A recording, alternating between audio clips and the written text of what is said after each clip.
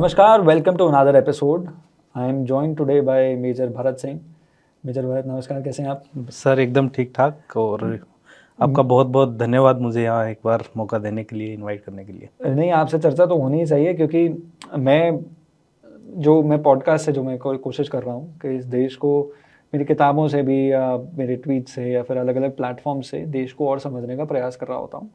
और उसके अंदर मैंने ये वैक्यूम हमेशा देखा है और ये फॉर लॉन्ग चलता आ रहा है। और उसके बारे में जो थोड़ा बदलाव आना स्टार्ट हुआ है वो पिछले 10 साल के अंदर होना स्टार्ट हुआ है। नॉर्थ ईस्ट पहले कभी कॉन्वर्सेशन में इतना था ही नहीं। बिल्कुल। और वहाँ पर चाहे पॉलिटिकल टर्मोइल हो, चाहे वहाँ पे मीडिया के उस एसोसिएशन से, चाहे आर्म्ड फोर्सेस के कंट्रीब्यूशन से देखा जाए, चाहे इन्फिल्ट्रेशन से, चाहे ड्रग्स के मैटर से देखा जाए, तो मेन स्ट्रीम या भारत के अंदर अलग अलग जगहों पे, अलग अलग प्रांतों के अंदर उन विषयों पर चर्चा होती नहीं थी। बिल्कुल। और ये पिछले 10 साल के अंदर नॉर्थ ईस्ट के अंदर काफ़ी सारी डेवलपमेंट इनिशिएटिव्स बहुत सारे हुए। एक मित्र हैं मेरे, आदित्य पिट्टी, उन्होंने एक किताब लिखी है जिसके अंदर नॉर्थ ईस्ट को स्पेसिफिकली वो डिस्कस करते हैं कि रिसर्जेंट नॉर्थ ईस्ट के आइडिया से कि कैसे नॉर्थ ईस्ट के अंदर इंफ्रास्ट्रक्चर प्रोग्राम्स हो गए। इनफैक्ट मैं याद है, मुझे कुछ वर्ष शायद पिछले साल की बात है, मैं एक केंद्र के मंत्री जी के साथ बैठा था और उनसे चर्चा हो रही थी किसी मुद्दे पे। और उसके अंदर उन्होंने ये बताया कि अर्जुन, मैं उस वक्त गुवाहाटी में था, दिल्ली से गया था स्पेशली एक प्रोग्राम करने के लिए, और एक रिव्यू मीटिंग थी। वो रिव्यू मीटिंग जैसे ही ख़त्म हुई मेरे पास फ़ोन आया दिल्ली से, और अगले दिन एक प्रोग्राम प्लान था। मैंने अगले दिन वो एक और प्रोग्राम किया और अगली फ़्लाइट लेके मैं दिल्ली पहुंचा कि मुझे काम वगैरह डिलीवरेबल्स जो हैं सरकार के या फॉलोअप लेना है वहाँ की स्टेट गवर्नमेंट के साथ। इस तरह का एक बड़ा बहुत प्रोएक्टिवली केंद्र की सरकार इस वक्त नॉर्थ ईस्ट में और नॉर्थ ईस्टर्न स्टेट्स के साथ इन्वॉल्व रही है। उसकी वजह से ही आप कई सारे बदलाव देख भी रहे हैं। बिल्कुल। अगर मैं आपको एक पॉइंट शेयर करूं मैं आपके साथ, जैसे मैं तो 2019 से 2022 तक मणिपुर में पोस्टेड था।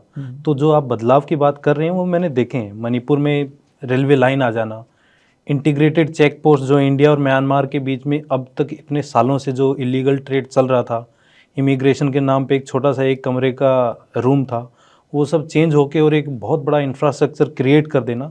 तो डेवलपमेंट तो बहुत ज़्यादा हुआ। जहाँ 3-4 घंटे लगते थे एक पॉइंट ए से पॉइंट बी पहुँचने में, वहाँ भी मैं ये कहूँगा कि आधा टाइम लगता है अभी। तो डेवलपमेंट मैंने अपनी आंखों से भी देखा है और बहुत सारी चीज़ें अभी स्ट्रीमलाइन भी हो गई हैं। हाँ, इनफैक्ट वही बात ना कि एक मित्र जो बता रहे थे कि शायद वो एक जगह से दूसरी जगह जाने में जहाँ एक समय था कि 48 घंटे लग जाया करते थे, तो वो आप 4-5 घंटे के अंदर आप सफ़र तय कर पाते हो। ये पहले कभी इमेजिन किया ही नहीं जा सकता था। बट बिल्कुल।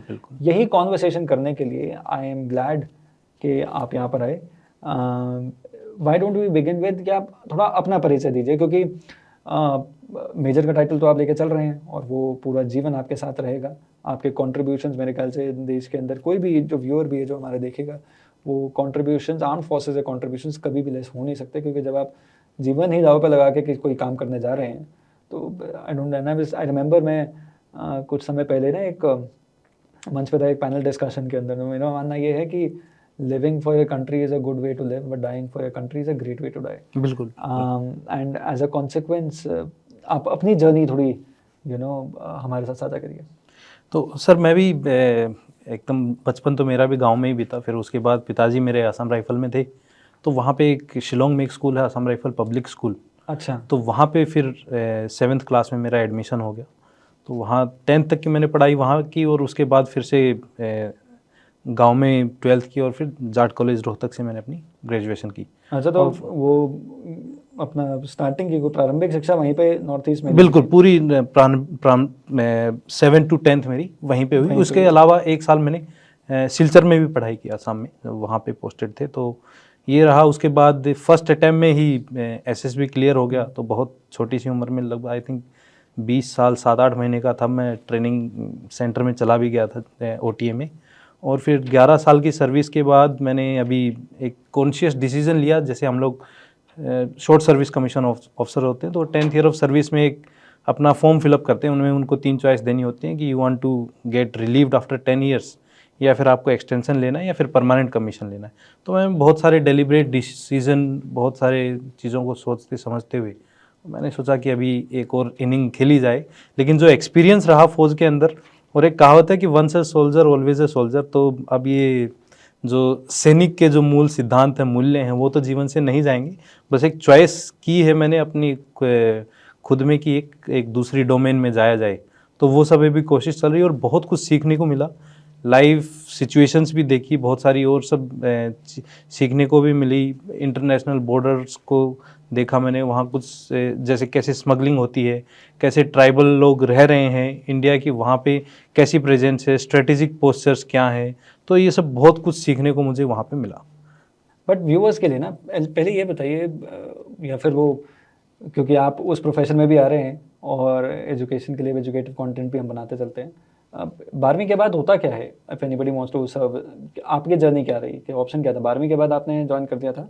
नहीं, मैंने ग्रेजुएशन के बाद किया था, लेकिन अगर फौज में कोई जाना चाहता है तो 12वीं के बाद ऑप्शन खुल जाते हैं, एनडीए के थ्रू बच्चे जा सकते हैं। और अभी तो अच्छी बात ये है कि विमेन कैंडिडेट्स भी एनडीए के लिए अभी एलिजिबल हैं। इसके अलावा एक टेक्निकल एंट्री स्कीम भी होती है, उसके थ्रू भी कैंडिडेट्स जा सकते हैं। तो ये 2 स्कीम्स हैं जो 12th के बाद बच्चे आर्म फोर्सेस में जाने के लिए एक्सप्लोर कर सकते हैं। और ग्रेजुएशन के बाद सीडीएस का आप एग्ज़ाम दे सकते हैं, सीडीएस में भी आईएमए ओटीए दे सकते हैं। और इसके अलावा भी बहुत सारी और एंट्रीज होती हैं, जैसे एनसीसी स्पेशल एंट्री होती है, उसके थ्रू भी आप आर्म फोर्सेस में ज्वाइन कर सकते हैं। क्या इस बात में सच है कि मतलब ये पॉसिबिलिटी अगर कोई एनडीए करता है, मतलब 12वीं के बाद ही अगर कोई फोर्सेस में ज्वाइन कर लेता है, तो उसकी प्रमोशन जल्दी होने के या प्रमोशन होने के ज़्यादा नहीं, ऐसा नहीं है। जैसे फौज में देखिए, अप टिल लेफ्टिनेंट कर्नल तो टाइम स्केल प्रमोशंस हैं। डेफिनेटली उसके लिए आपको exams time to time clear करने होते हैं, जैसे part B part D exam होते हैं। जैसे लेफ्टिनेंट कर्नल बनने के लिए आपको पार्ट डी एग्ज़ाम मैंडेटरी है कि क्वालिफाइड होना चाहिए, नहीं तो आप you will not be promoted. लेकिन ये up to lieutenant colonel time scale होते हैं, और उसके बाद सिलेक्शन क्राइटेरिया के बेसिस पे प्रमोशन होता है, from lieutenant colonel to colonel and onwards. तो ऐसा नहीं है कि उसका फास्टर प्रमोशन या फिर ऐसा नहीं, जिसमें जो कैपेबिलिटी है, जितनी हमारी बहुत सारी रिपोर्ट्स जनरेट होती हैं, बहुत सारे कोर्सेज होते हैं, फिजिकल मेंटल असेसमेंट्स होती हैं, तो उसके बेसिस पे प्रमोशन आगे होता है। क्या आर्मी या मिलिट्री फोर्सेस के अंदर भी अपनी तरह की एक ब्यूरोक्रेसी होती है? ब्यूरोक्रेसी तो नहीं कहूँगा मैं, बट डेफिनेटली इंडियन आर्मी की जो हायरार्की स्ट्रक्चर है उसको बहुत डेलिबरेटली फॉलो किया जाता है, और वो फॉलो करना ज़रूरी भी है, क्योंकि we are dealing with lives. तो लाइफ के साथ, अगर किसी की लाइफ के साथ और आपके कंधों पे जिम्मेवारी है कि नेशनल सिक्योरिटी को आपने मेंटेन करके रखना है, तो डेफिनेटली जो हायरार्की में बिलीफ और हायरार्की की जो ओबीडियंस की जो मैं ये कहूँगा कि क्षमता है, वो फौज में बहुत लेवल तक इम्प्लीमेंटेड है, और कहीं भी चेन को ब्रेक नहीं करता है कोई भी, चाहे कमांड स्ट्रक्चर की चेन हो या फिर डिसीजन मेकिंग की चेन हो, वो ब्रेक नहीं होती है। लेकिन ब्यूरोक्रेसी की involvement day to day functioning में नहीं होती है। डेफिनेटली जो हमारे सिविल ब्यूरोक्रेसी नहीं, मतलब ब्यूरोक्रेसी है जो आर्मी की, नहीं, वो एडमिनिस्ट्रेशन नहीं सर, वो आप बिल्कुल ना के बराबर कह सकते हैं।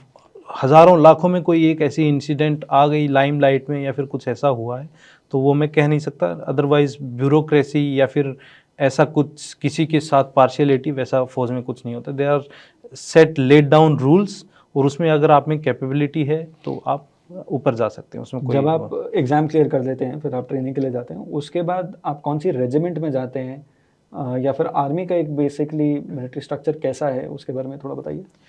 देखिए, जब हम ट्रेनिंग कर रहे होते हैं, तो हमारी जो लास्ट टर्म होती है ट्रेनिंग की, तो उसमें भी ट्रेनिंग ख़त्म होने से लगभग 10-15 दिन पहले जो मिलिट्री सेक्रेटेरिएट है, वहाँ से लोग जाते हैं, और वो हमें चॉइस ऑफ आर्म फिल करने के लिए बोलते हैं। एक फॉर्म होता है, उसको फिल करने के लिए बोलते हैं। तो उसमें हमें चॉइस ऑफ आर्म भरनी पड़ती है। बहुत सारी ऐसी आर्म्स हैं जिनके लिए आप एलिजिबल नहीं होते हैं कई बार। बहुत सारी ऐसी आर्म्स होती हैं जिनके लिए सब लोग एलिजिबल होते हैं। जैसे आर्म्स, जैसे कि इंडियन आर्मी में बेसिकली जितने भी डिपार्टमेंट्स हैं, उनको आप अलग अलग हिस्सों में बांट सकते हैं। जैसे फाइटिंग आर्म्स हो गई, तो उसमें इन्फेंट्री, मैकेनाइज्ड, आर्मर्ड हैं। फिर कॉम्बैट सपोर्ट आर्म्स हैं, जिसमें कोर ऑफ इंजीनियर्स है, और बहुत सारी आर्म्स हैं। उसके बाद सर्विसेज हैं, जो कि ये फाइटिंग आर्म्स को सपोर्ट करती हैं पीछे से। For example army services core, जो कि लॉजिस्टिक्स देखती है, जो कि इसके अलावा ऑर्डिनेंस है, जो कि एक सर्विसेज कोर है। तो वो सब लॉजिस्टिक्स और बाकी दूसरे डिपार्टमेंट्स देखती हैं। तो ये मेनली आप इस तरह से इनको समझ सकते हैं।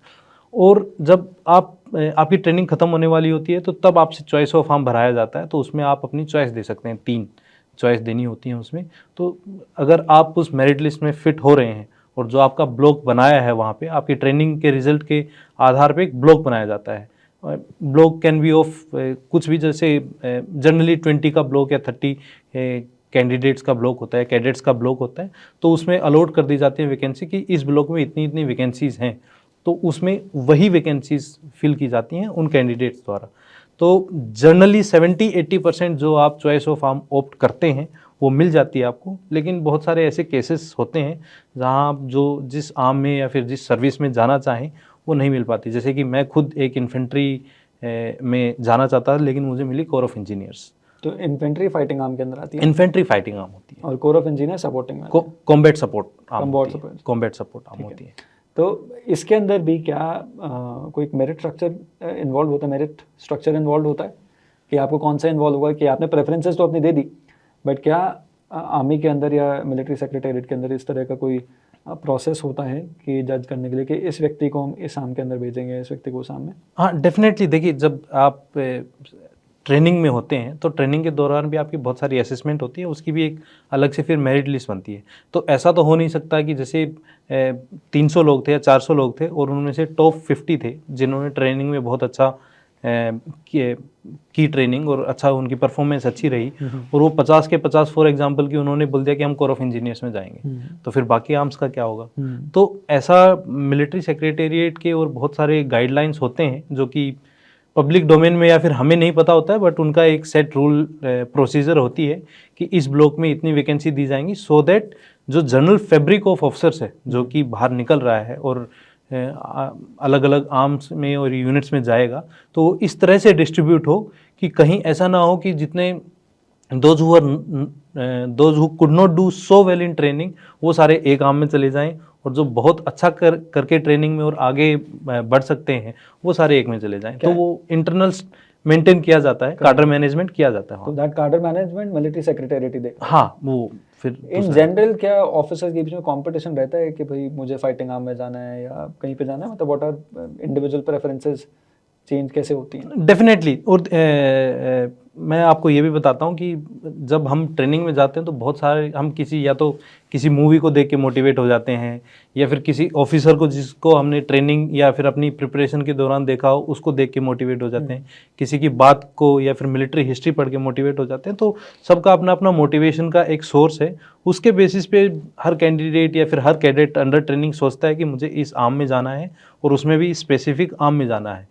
लेकिन वो फिर उसको मिलती है या नहीं मिलती है वो बात की बात है, लेकिन कंपटीशन ज़रूर होता है। और कंपटीशन उस लेवल पे भी होता है कि जैसे हमने एक ब्लॉक बना दिया 20, for an example, hypothetical example है ये, कि 20 कैंडिडेट्स थे उसमें और 1 to 20 उनकी मेरिट लिस्ट थी, और उसमें फॉर एग्जांपल हमने 10 वैकेंसी दे दी कि इन्फेंट्री में जाएंगे, लेकिन उसमें से जाने वाले हैं 12, तो बाकी तो 2 बच गए, तो वो फिर दूसरी आर्म में चले जाएंगे। तो कंपटीशन तो होता है, नो डाउट। और लेट्स से इसके बाद अगर जैसे आपको आर्म आपकी अलॉट हो जाती है, उसके बाद what are the next steps?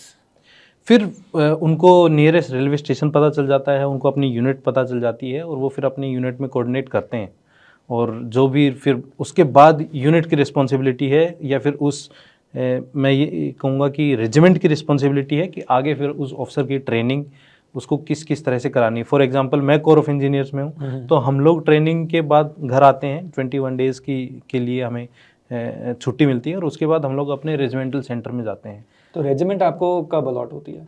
Regiment training में ही अलॉट हो जाती है, मतलब जैसे अर्ली ऑन, मतलब ट्रेनिंग आपकी शुरुआत होती है जो आप की पासिंग आउट परेड होती है उससे लगभग 3-4-5 दिन पहले आपको आपकी रेजिमेंट पता चल जाती है। पहले आपको आर्म अलॉट होती है, फिर उसके बाद आपको आपकी रेजिमेंट अलॉट होती है?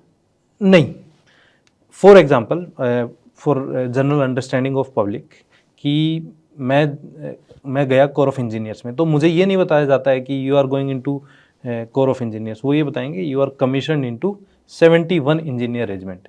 तो मेरे को 71 मुझे यूनिट का नाम पता चल गया। फॉर एग्जांपल किसी ने बोला कि you are being commission into 5 Jat, तो उसको ये पता चल गया कि इन्फेंट्री में जो जाट रेजिमेंट में उसकी 7th या फिर 5th बटालियन में मैं कमीशन हुआ, तो उस टाइम पता चल जाता उनको। अच्छा, सो अब जैसे आपने 5 जाट की बात की, तो 5 जाट के अंदर सारे के सारे अलग अलग आर्म्स भी होते होंगे?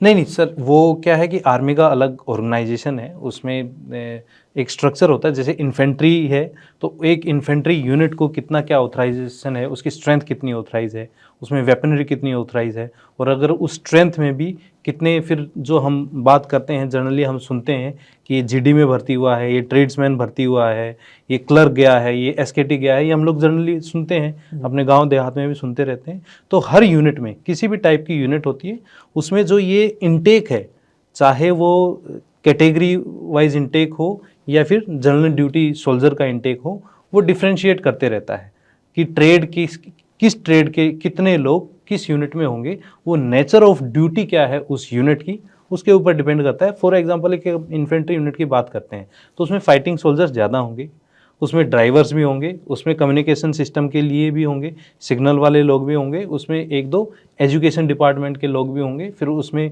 हाउस कीपिंग स्टाफ भी होगा, कुकिंग वाले भी होंगे। तो ये अलग अलग डिस्ट्रीब्यूशन का एक सेट प्रोसीजर है, एक लेड डाउन गाइडलाइन है प्रॉपर, उसके हिसाब से ही फिर भर्ती होती रहती है जवान लेवल पे भी।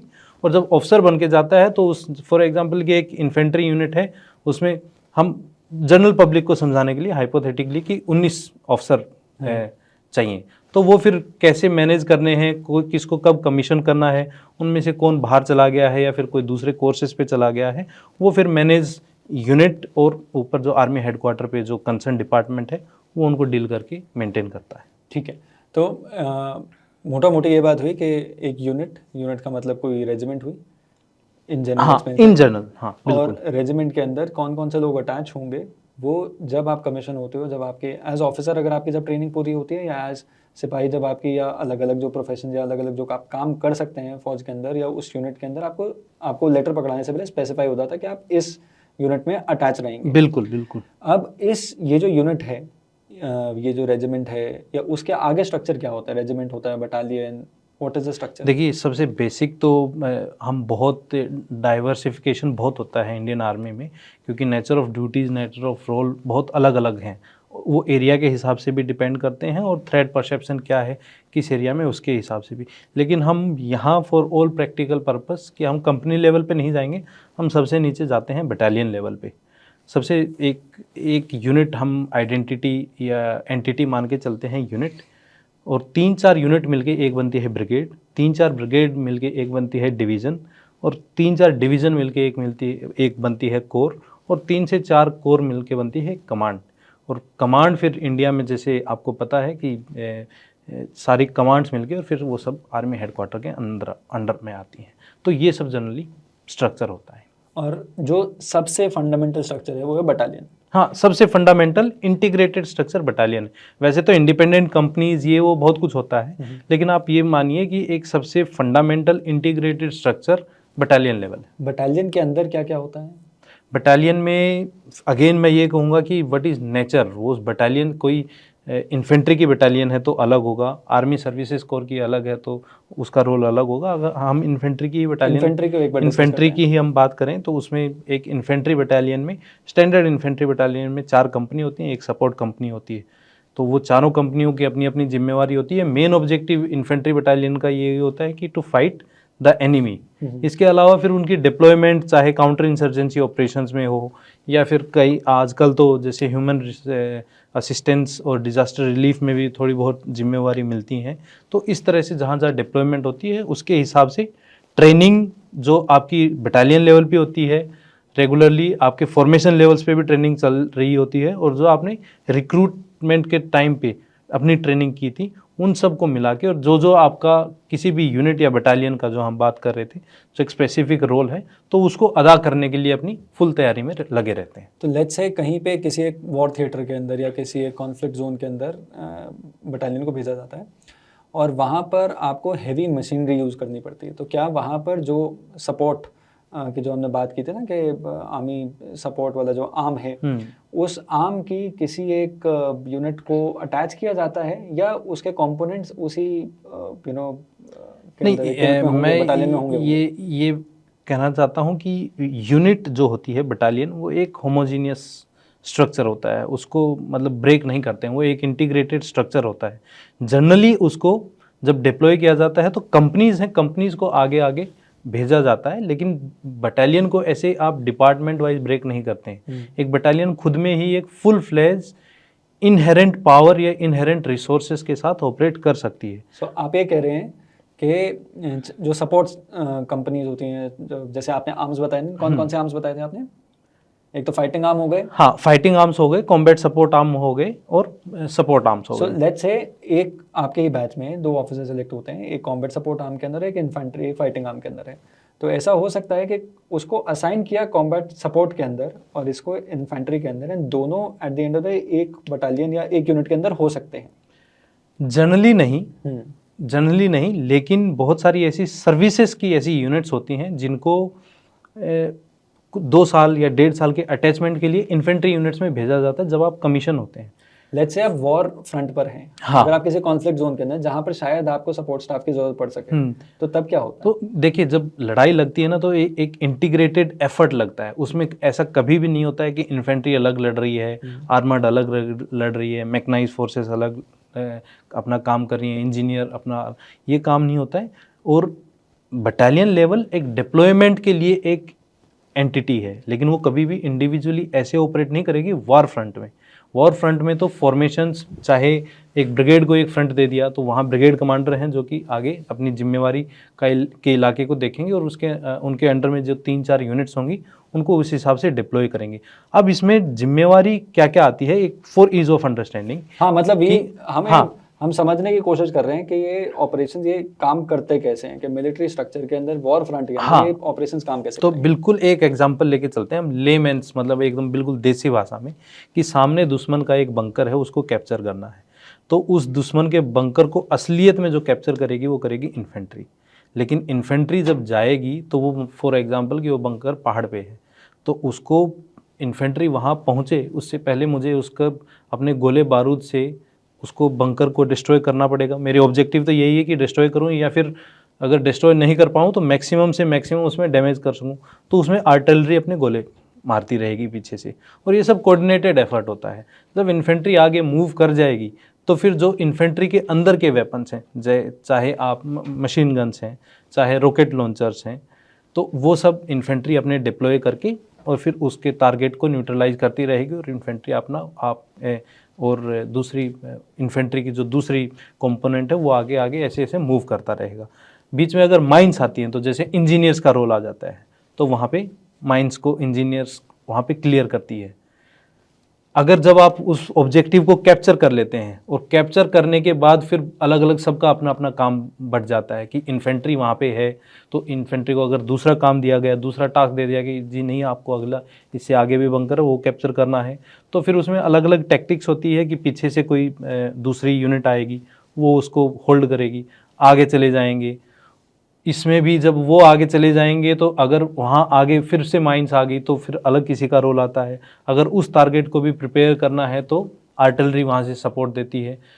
अगर बहुत सारी ऐसी सिचुएशंस हैं कि हम किसी एरिया में जा रहे हैं और तो हमें अटैक हेप्टर्स और दूसरे इक्विपमेंट्स भी मिलते हैं, तो जो एक्चुअल टैक्टिक्स है वो बहुत बार किस तरह का थ्रेट परसेप्शन है, किस तरह की आपकी डिप्लॉयमेंट है, किस तरह की आपकी टेरेन है, और कितना आपके जो एनिमी है या फिर जिसके खिलाफ आप लड़ाई लड़ रहे हैं उसका प्रिपरेशन लेवल कितना है, तो इन सब बहुत सारी चीज़ों पे डिपेंड करता है।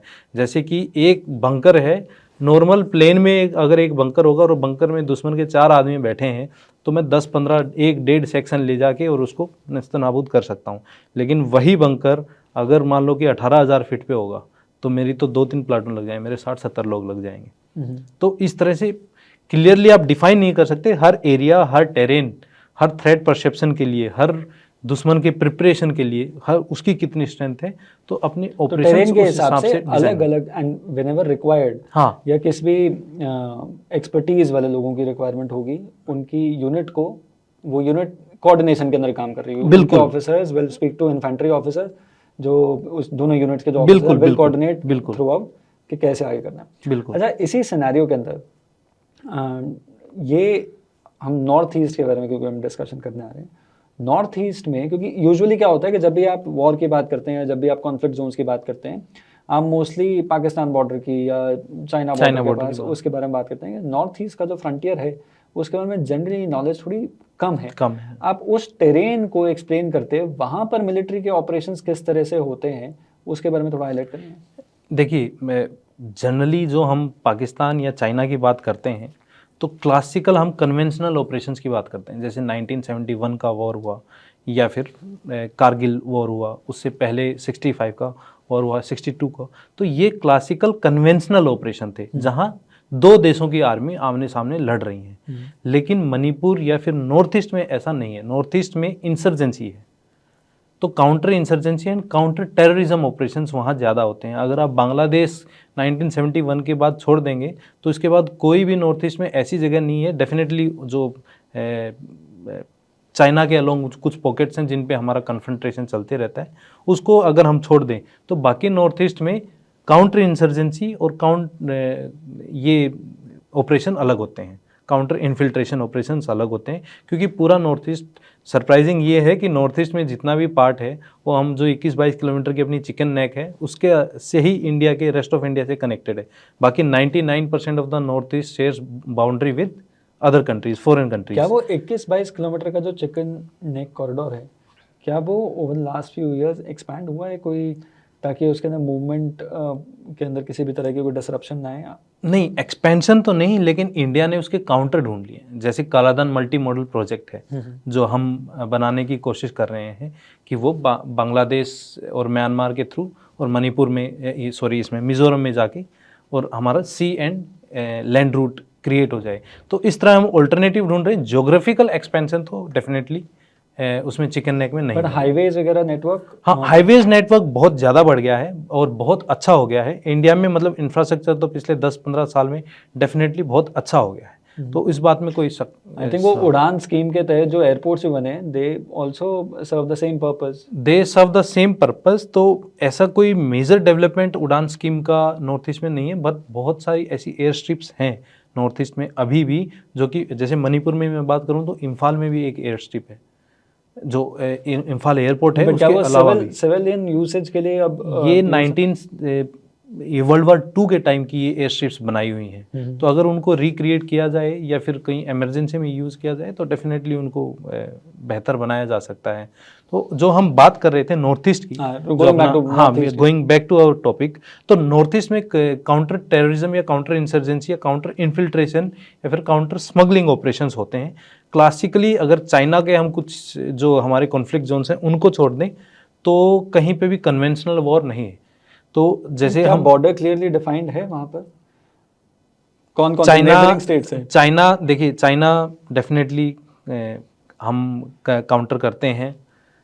एक जो प्रेजेंट गवर्नमेंट है उसने बांग्लादेश के साथ अलोंग जो बॉर्डर है उसको बहुत हद तक रिजॉल्व करने की कोशिश की है, वो हम सबको पता है। और इसके अलावा तो आई डोंट थिंक कि कोई ऐसा मेजर वो इशू है। जैसे नेपाल के साथ वी आर क्लियर। नहीं, हम नॉर्थ से चलते हैं, जैसे अरुणाचल प्रदेश है, सो अरुणाचल प्रदेश के बाद चाइना कॉन्फ्लिक्ट के अंदर रहता है, चाइना कॉन्फ्लिक्ट बिल्कुल, एंड हम बोलते हैं, बट वहां पर सिचुएशन क्या है, बॉर्डर सिचुएशन कैसे है? How are we patrolling it या फिर how are we taking? We are patrolling. और देखिए मैंने पूरा चाइना बॉर्डर तो नहीं देखा है, बट डेफिनेटली मैंने कुछ सिक्किम के कुछ पॉकेट्स देखे हैं। तो वहाँ पे सिचुएशन मैं ये कहूँगा कि वोलेटाइल या फिर अभी तो बहुत पिछले 1 साल में तो थोड़ा बहुत स्टेबलाइज हो गई है। Otherwise we are well prepared there also. तो जो ये गलवान की इंसिडेंट हुई थी और उसके बाद तो we are on our toes. रही बात कि कॉन्फ्लिक्ट या फिर कुछ म्यूचुअल अंडरस्टैंडिंग है दोनों आर्मीज के बीच में या नहीं है, तो वो मैं ये कहूँगा कि हाँ ज़रूर है। ऐसा नहीं है कि सुबह शाम लड़ाई लगी रहती है या फिर सुबह शाम we are like a watchdog कि वो कहीं एक मीटर अंदर तो उसने कदम नहीं रख दिया या नहीं, वो ऐसा नहीं होता है। There are set defined timelines और वो एकदम आइसोलेटेड बैरन लैंड है, ठीक है, जहाँ पे either it is thick forest और इट इज़ ए प्लेटू।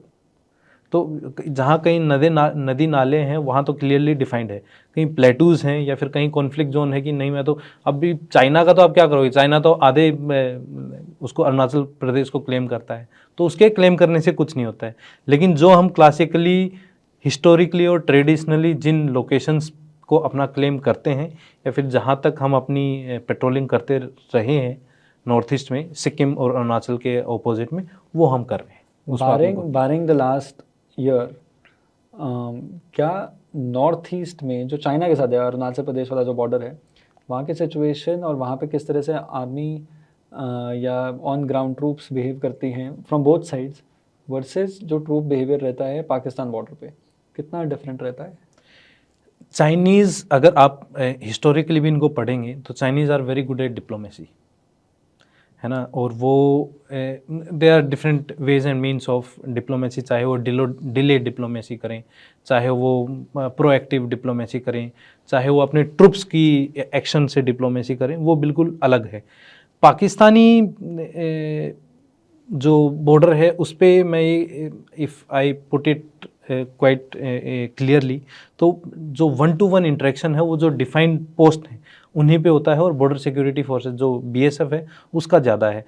बहुत सारी ऐसी पोजीशंस हैं, बहुत सारी ऐसी लोकेशंस हैं, पॉकेट्स हैं जहाँ पे डिप्लॉयमेंट बहुत क्लोज है, जहाँ eyeball to eyeball contact जिसको हम बोलते हैं एलसी के ऊपर, वो भी है।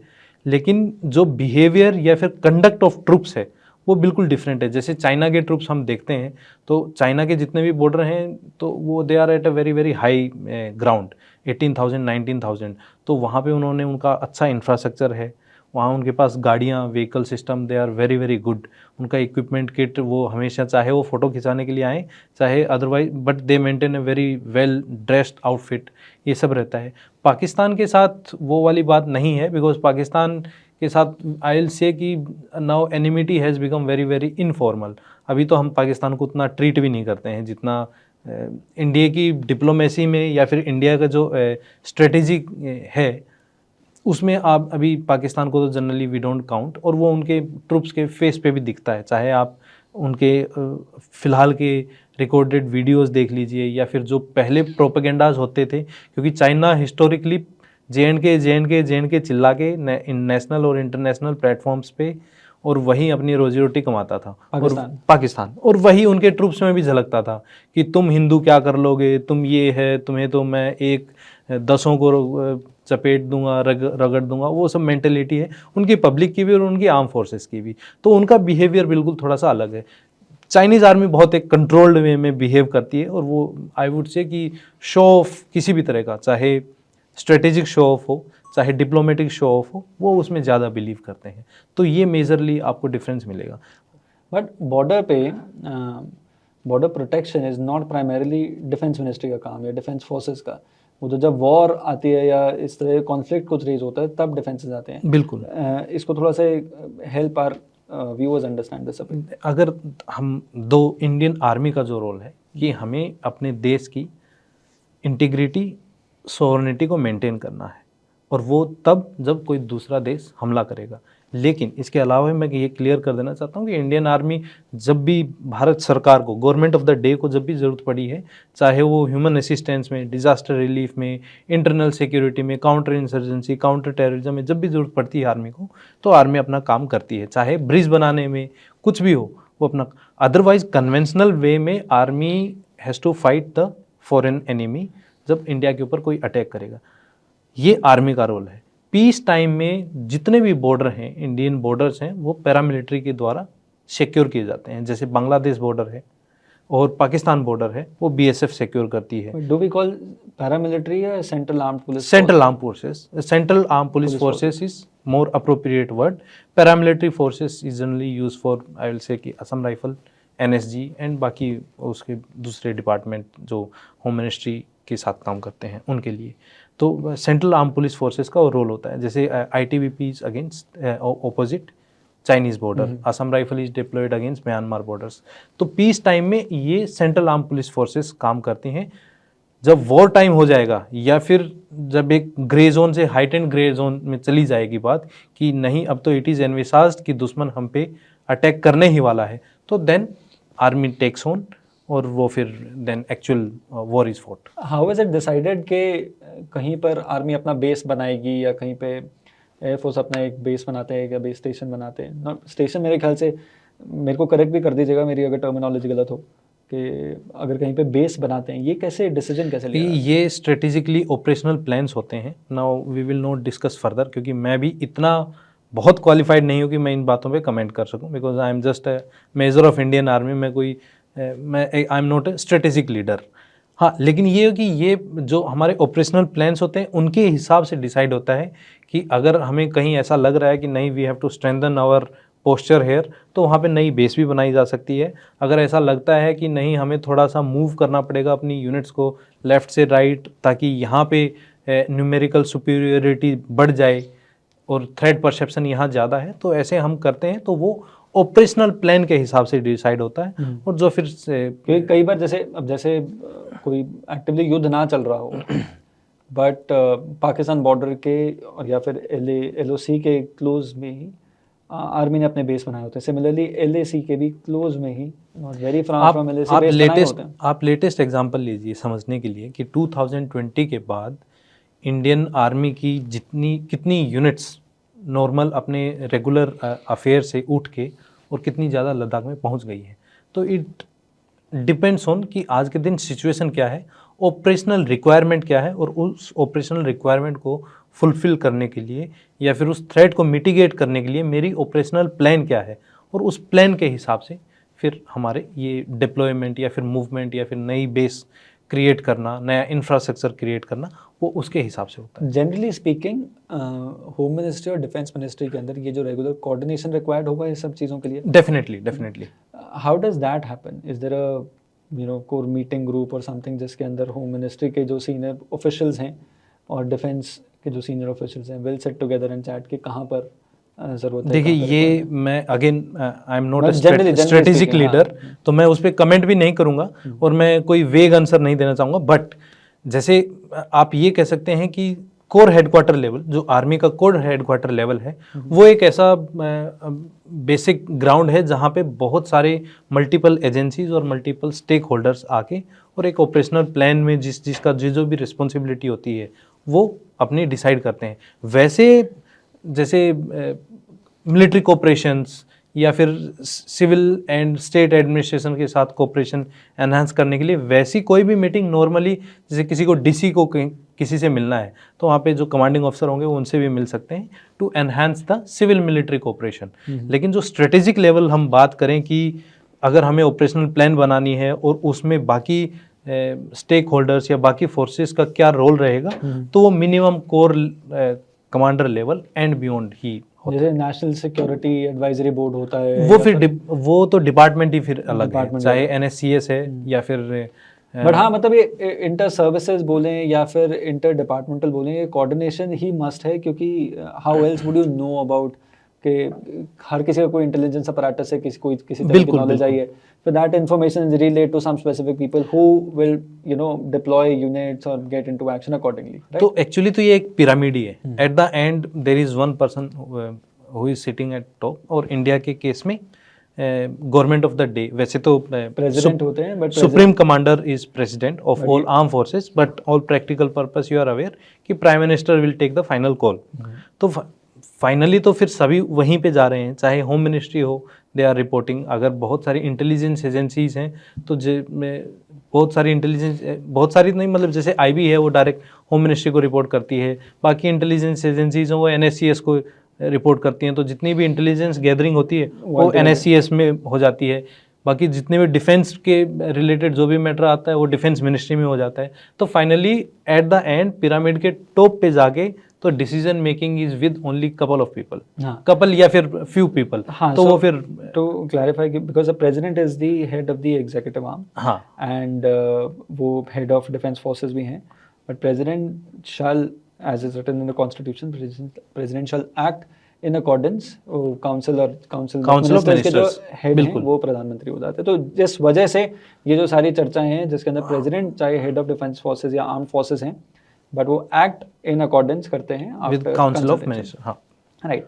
सो coming back to north east, तो नॉर्थ ईस्ट के अंदर हम, क्योंकि ये सिनेरियो ये जो ज्योग्राफी है उसके बारे में इतनी कॉन्वर्सेशन होती नहीं है, आपने ये क्लियर कर दिया कि इंसर्जेंसी ऑपरेशंस होते हैं, काउंटर टेररिज्म ऑपरेशंस होते हैं। वहाँ पे हमने ये समझ लिया कि चाइना का एक बॉर्डर है जहाँ पर एक कॉन्फ्लिक्ट हो सकता है, but then we are always on toes with regards to that.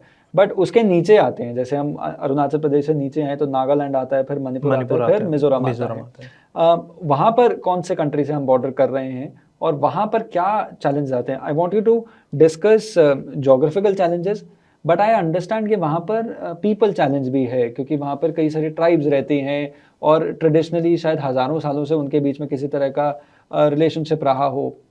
उसके बारे में थोड़ा आप समझाइए। देखिए, मेनली अगर बॉर्डर की हम बात करते हैं कि विच कंट्रीज आर देयर, तो चाइना को छोड़ के Bangladesh and Myanmar are two prominent. अगर फिलहाल के लिए हम नेपाल और बाकी जो तिब्बत है उनको हटा देते हैं, अभी मेनली हम इन्हीं कंट्रीज़ पे बात करते हैं। तो देखो, जितना भी मेनली मिज़ोरम और मणिपुर जो हम बात कर रहे हैं कि आपस में बॉर्डर भी शेयर करते हैं और दोनों म्यांमार के साथ भी बॉर्डर शेयर करते हैं। तो इनमें एथनिसिटी जो है, जो बॉर्डर एरियाज़ के अलोंग जो पॉपुलेशन है वो ऐसी है कि जिनके एथनिसिटी या फिर जो कल्चरल वैल्यूज़ हैं वो म्यांमार के जो बॉर्डर एरियाज़ में जो लोग रह रहे हैं उनकी, और इंडिया के बॉर्डर एरियाज़ में जो लोग रह रहे हैं वो बिल्कुल सेम है। तो ये तो एक तो होगी एथनिसिटी की बात, और वो धर्म भी सेम, वो will that is different topic कि वो कैसे क्रिश्चियनिटी में आ गए, ये वो अलग बात है। लेकिन वो एक क्रिश्चियनिटी को फॉलो करते हैं जो बिल्कुल बॉर्डर एरियाज़ में जो पॉपुलेशन रहती है, और उनके कल्चरल वैल्यूज़, लैंग्वेज, वो सब भी मैच होती है। Coming back to terrain, terrain definitely north east में आप किसी से भी बात करेंगे वो बहुत डिफ़िकल्ट है। थिक फॉरेस्ट, थिक जंगल्स, तो ये बहुत सारी ऐसी मतलब unaccessible, unreachable locations north east में बहुत सारी हैं, अलोंग द बॉर्डर भी, और अगर हम वैली के अंदर भी आते हैं तो भी बहुत सारी ऐसी लोकेशंस हमें मिल जाती हैं कि जिनको एक्सेस करना बहुत मुश्किल है। तो ये दो चीज़ें हैं। ओके, तो आपने मणिपुर में कितना टाइम लगाया? मणिपुर में I spend almost, I would say कि मोर देन 2.5 ईयर। तो व्हाट वर योर, मतलब कुछ टेल अस अबाउट वहाँ का एक्सपीरियंस की, मतलब क्या काम वहाँ पे आप क्या कर रहे थे, या किस रेजिमेंट के साथ अटैच थे आप? नहीं, मैं तो I was on deputation to Assam rifles, जैसे आर्मी के ऑफिसर्स ही असम राइफल में भी डेपुटेशन पे जाते हैं। Assam rifles is paramilitary? Assam rifles is paramilitary. तो आई वाज इन मणिपुर, और मणिपुर में भी एक बॉर्डर टाउनशिप है मोरे, जो कि बहुत बार आपने सुना होगा कि गेटवे जो वहाँ पे है, और म्यांमार और इंडिया के बीच में जो इंटीग्रेटेड चेक पोस्ट है वो वहाँ पे है। फिर स्मगलिंग के लिए, इलीगल वेपन, इलीगल ड्रग्स के इनफ्लक्स के लिए वो टाउनशिप बहुत उसमें न्यूज़ में रहती है। तो मैं उस टाउनशिप में पोस्टेड था। कितना बड़ा बॉर्डर है बिटवीन ये मणिपुर और म्यांमार में? Length wise I think Manipur, I think it is around 400 kilometres, if I am not wrong, 350 या 400 किलोमीटर्स। एंड वो सारा क्लियरली डिफाइंड है? क्लियरली डिफाइंड है, मतलब कि how do you clearly define it? आपने चेक पोस्ट बना रखे हैं या आपने बार्ब्ड वायर करके कर रखा है? How have you defined? देखिए, वहाँ पे बॉर्डर पिलर्स तो हैं जैसे, और वो बॉर्डर पिलर्स के ऊपर बहुत ज़्यादा म्यांमार और इंडिया के बीच में कंटेंशन नहीं है। मतलब कि बॉर्डर पिलर्स हैं, और दो बॉर्डर पिलर मान लो कि 2 किलोमीटर दूर है, तो उसके बीच में सब पिलर्स भी आ जाते हैं। तो वो बाउंड्री तो ऑलरेडी डिफाइंड है। और इन मेजॉरिटी ऑफ द केसेस कोई भी ऐसी कॉन्फ्लिक्ट नहीं है। बहुत सारी ऐसी गांव भी हैं, अगर मैं आपको एक एग्जांपल दूं कि आधा गांव बर्मा में है, आधा गांव इंडिया में है, तो ऐसे भी बहुत सारे गांव हैं। तो just people come and go, ऐसा? It is absolutely unfenced. आज के दिन तो म्यांमार और इंडिया के बीच में कहीं पे भी फेंसिंग है ही नहीं। इजंट दैट ये कोई बहुत बड़ा फैक्टर नहीं बन जाता? फैक्टर वही है, इसी फैक्टर की वजह से जो हम ड्रग्स की बात करते हैं, या फिर वेपन की बात करते हैं, या फिर जब हम मणिपुर की बात करते हैं कि इजीली लोग ट्रू एंड फ्रो कर रहे हैं, इतनी बड़े लेवल पे स्मगलिंग चल रही है, कोई भी क्राइम करता है या फिर कोई भी सिक्योरिटी फोर्सेस के अगेंस्ट अटैक करके और बर्मा के अंदर चला जाता है, तो उनके लिए तो बहुत ईजी है वो। तो बर्मा या म्यांमार का जो नॉर्दर्न पार्ट है या north western part, western part है, तो वो वहाँ पर क्या है, मतलब एथनिकली भी, या वहाँ की सिचुएशन क्या है? Why is it so challenging और why is it so tricky? देखो, अगर हम पहले हम बर्मा की बात करते हैं, फिर हम इसका इम्प्लीकेशन मणिपुर पे क्या है। बर्मा हम सब ये बोलते हैं क्योंकि हमने बचपन से ही पाकिस्तान पाकिस्तान पाकिस्तान सुना है। बर्मा उससे भी एक बड़ा डाइसी कंट्री है। बर्मा पहले तो 1937 तक तो इंडियन टेरिटरी का ही पार्ट था, लेकिन वो 1948 में जब से वो 1937 में इंडिपेंडेंट कंट्री डिक्लेयर हो गया, और फिर वो इंडिपेंडेंस मिली उनको ब्रिटिश गवर्नमेंट से 1948 में, तब से 1948 से 1962 तक वहाँ पे किसी तरह की और एक गवर्नमेंट रही जो कि डेमोक्रेटिक गवर्नमेंट थी। 1962 में एक वहाँ पे आए मिलिट्री जनरल और उन्होंने बोला कि हम तो नेशनलाइजेशन करेंगे और ये सब। तब से लेके और 2025 अब के बीच में आंग सान सूची की अगर एक बीच में 5 साल की सरकार छोड़ दें तो वहाँ पे through and through military rule रहा है। अब आप ये देखिए कि एक देश जहाँ 1962 से 2025 तक मिलिट्री रूल ही है तो उस देश का क्या हाल होगा। उससे बड़ी बात यह है कि बर्मा फिर शेयर करता है बॉर्डर चाइना के साथ। गोल्डन ट्रायंगल है वो सारा एक्सिस जितना भी उसमें गोल्डन ट्रायंगल जो जहाँ से लार्जेस्ट ड्रग प्रोडक्शन होता है या फिर नारकोटिक सब्सटेंस सारे वहीं पे बन के और वहाँ से निकलते हैं तो वो सारे बर्मा के थ्रू आते हैं। दो गोल्डन ट्रायंगल बोलते हैं और गोल्डन क्रेसेंट बोलते हैं। गोल्डन क्रेसेंट कश्मीर से नॉर्थवर्ड आता है और गोल्डन ट्रायंगल जो है वो इधर आता है। गोल्डन ट्रायंगल के अंदर कौन कौन से कंट्रीज आए? गोल्डन ट्रायंगल पे वैसे तो लाओस और थाईलैंड और वियतनाम आते हैं, लेकिन बहुत सारी म्यांमार, लाओस एंड थाईलैंड, लेकिन बहुत सारी रिपोर्ट्स ऐसी हैं जो कि कुछ पोर्शन वियतनाम और चाइना का भी उसमें इंटीग्रेट करती हैं। लेकिन फॉर ऑल स्टैंडर्डाइजेशन तीन कंट्री हैं, म्यांमार, लाओस एंड थाईलैंड। और इंडिया के लिए मेजर थ्रेट बनता है म्यांमार इसके अंदर, क्योंकि उस बेल्ट के अंदर प्रोडक्शन भी होती है और वहीं से कॉन्सिक्वेंट सप्लाई भी होती है। और सप्लाई इसलिए होती है क्योंकि बर्मा वैसे हमें एक कंट्री दिखता है लेकिन बर्मा के अंदर ही 350 इंसर्जेंट ग्रुप हैं। और वो इंसर्जेंट ग्रुप ऐसे हैं कि जो हम पुराने ऐसे कबीले टाइप नहीं होते हैं, तो वो कबीले टाइप हैं और वो इतने बड़े बड़े हैं कि किसी इंसर्जेंट ग्रुप की आर्मी 20,000 से ज़्यादा है और उनके पास surface to air missiles, machine guns, ये सब तरह के लेटेस्ट इक्विपमेंट भी अवेलेबल हैं। अब how has that happened in देखिए वहाँ की ना अगर आप बात करते हैं तो everybody has their own unique cultural identity. Her tribe की अपनी कल्चरल आइडेंटिटी है वहाँ पे, और वही कल्चरल आइडेंटिटी की कॉम्प्लेक्सिटी को हम समझते हैं तो उसी लिए हमारे लिए इतना मुश्किल हो जाता है नॉर्थ ईस्ट को भी समझना, क्योंकि कल्चरल आइडेंटिटी को लेके नॉर्थ ईस्ट या फिर म्यांमार में लोग बहुत सेंटिमेंटल हैं। जैसे कि बर्मा में आप बात करेंगे तो majority of the people follow Buddhism, लेकिन उस बुद्धिज़्म के अंदर भी बहुत सारे ऐसे लोग हैं, सब अपने अपने ट्राइब्स हैं जो उस ट्राइब की आइडेंटिटी को ज़्यादा प्रेफरेंस देते हैं। चाहे शान स्टेट है, चाहे चिन स्टेट है, चाहे वा स्टेट है, वो ये बहुत सारे जो लोग हैं वो अपनी कल्चरल आइडेंटिटी है उसको ज़्यादा प्रेफरेंस देते हैं। और उसी कल्चरल आइडेंटिटी के हिसाब से वहाँ पे लगभग 350 से ज़्यादा इंसर्जेंट ग्रुप हैं, आर्म्ड इंसर्जेंट ग्रुप हैं, और वो अपना ऑटोनोमस डिस्ट्रिक्ट या फिर ऑटोनोमस रीजन बना रखा है उन्होंने कि हम तो इसी एरिया में रहेंगे और हम इसको कंट्रोल करेंगे। तो बर्मा आर्मी का कोई रोल ही नहीं बनता है, वहाँ पे कोई इलेक्टेड गवर्नमेंट नहीं है, तो सब उस सर्वाइवल के लिए या तो ड्रग्स की ओपियम कल्टिवेशन करते हैं या फिर बाकी जो दूसरी इलीगल एक्टिविटीज़ हैं उनके बेसिस पे वो सर्वाइव करते हैं। तो ये बर्मा की एक सबसे बड़ी चैलेंज है। और इसका असर अब मणिपुर पे क्या होता है, जैसे कि अनफेंस बॉर्डर है। नहीं, उससे पहले जंप करने से पहले ये बॉर्डर जो हम डिफाइन कर रहे हैं between Manipur and rather between India and Burma, ये 1937 में जब वो अलग हुए थे तभी डिफाइन हो गया था?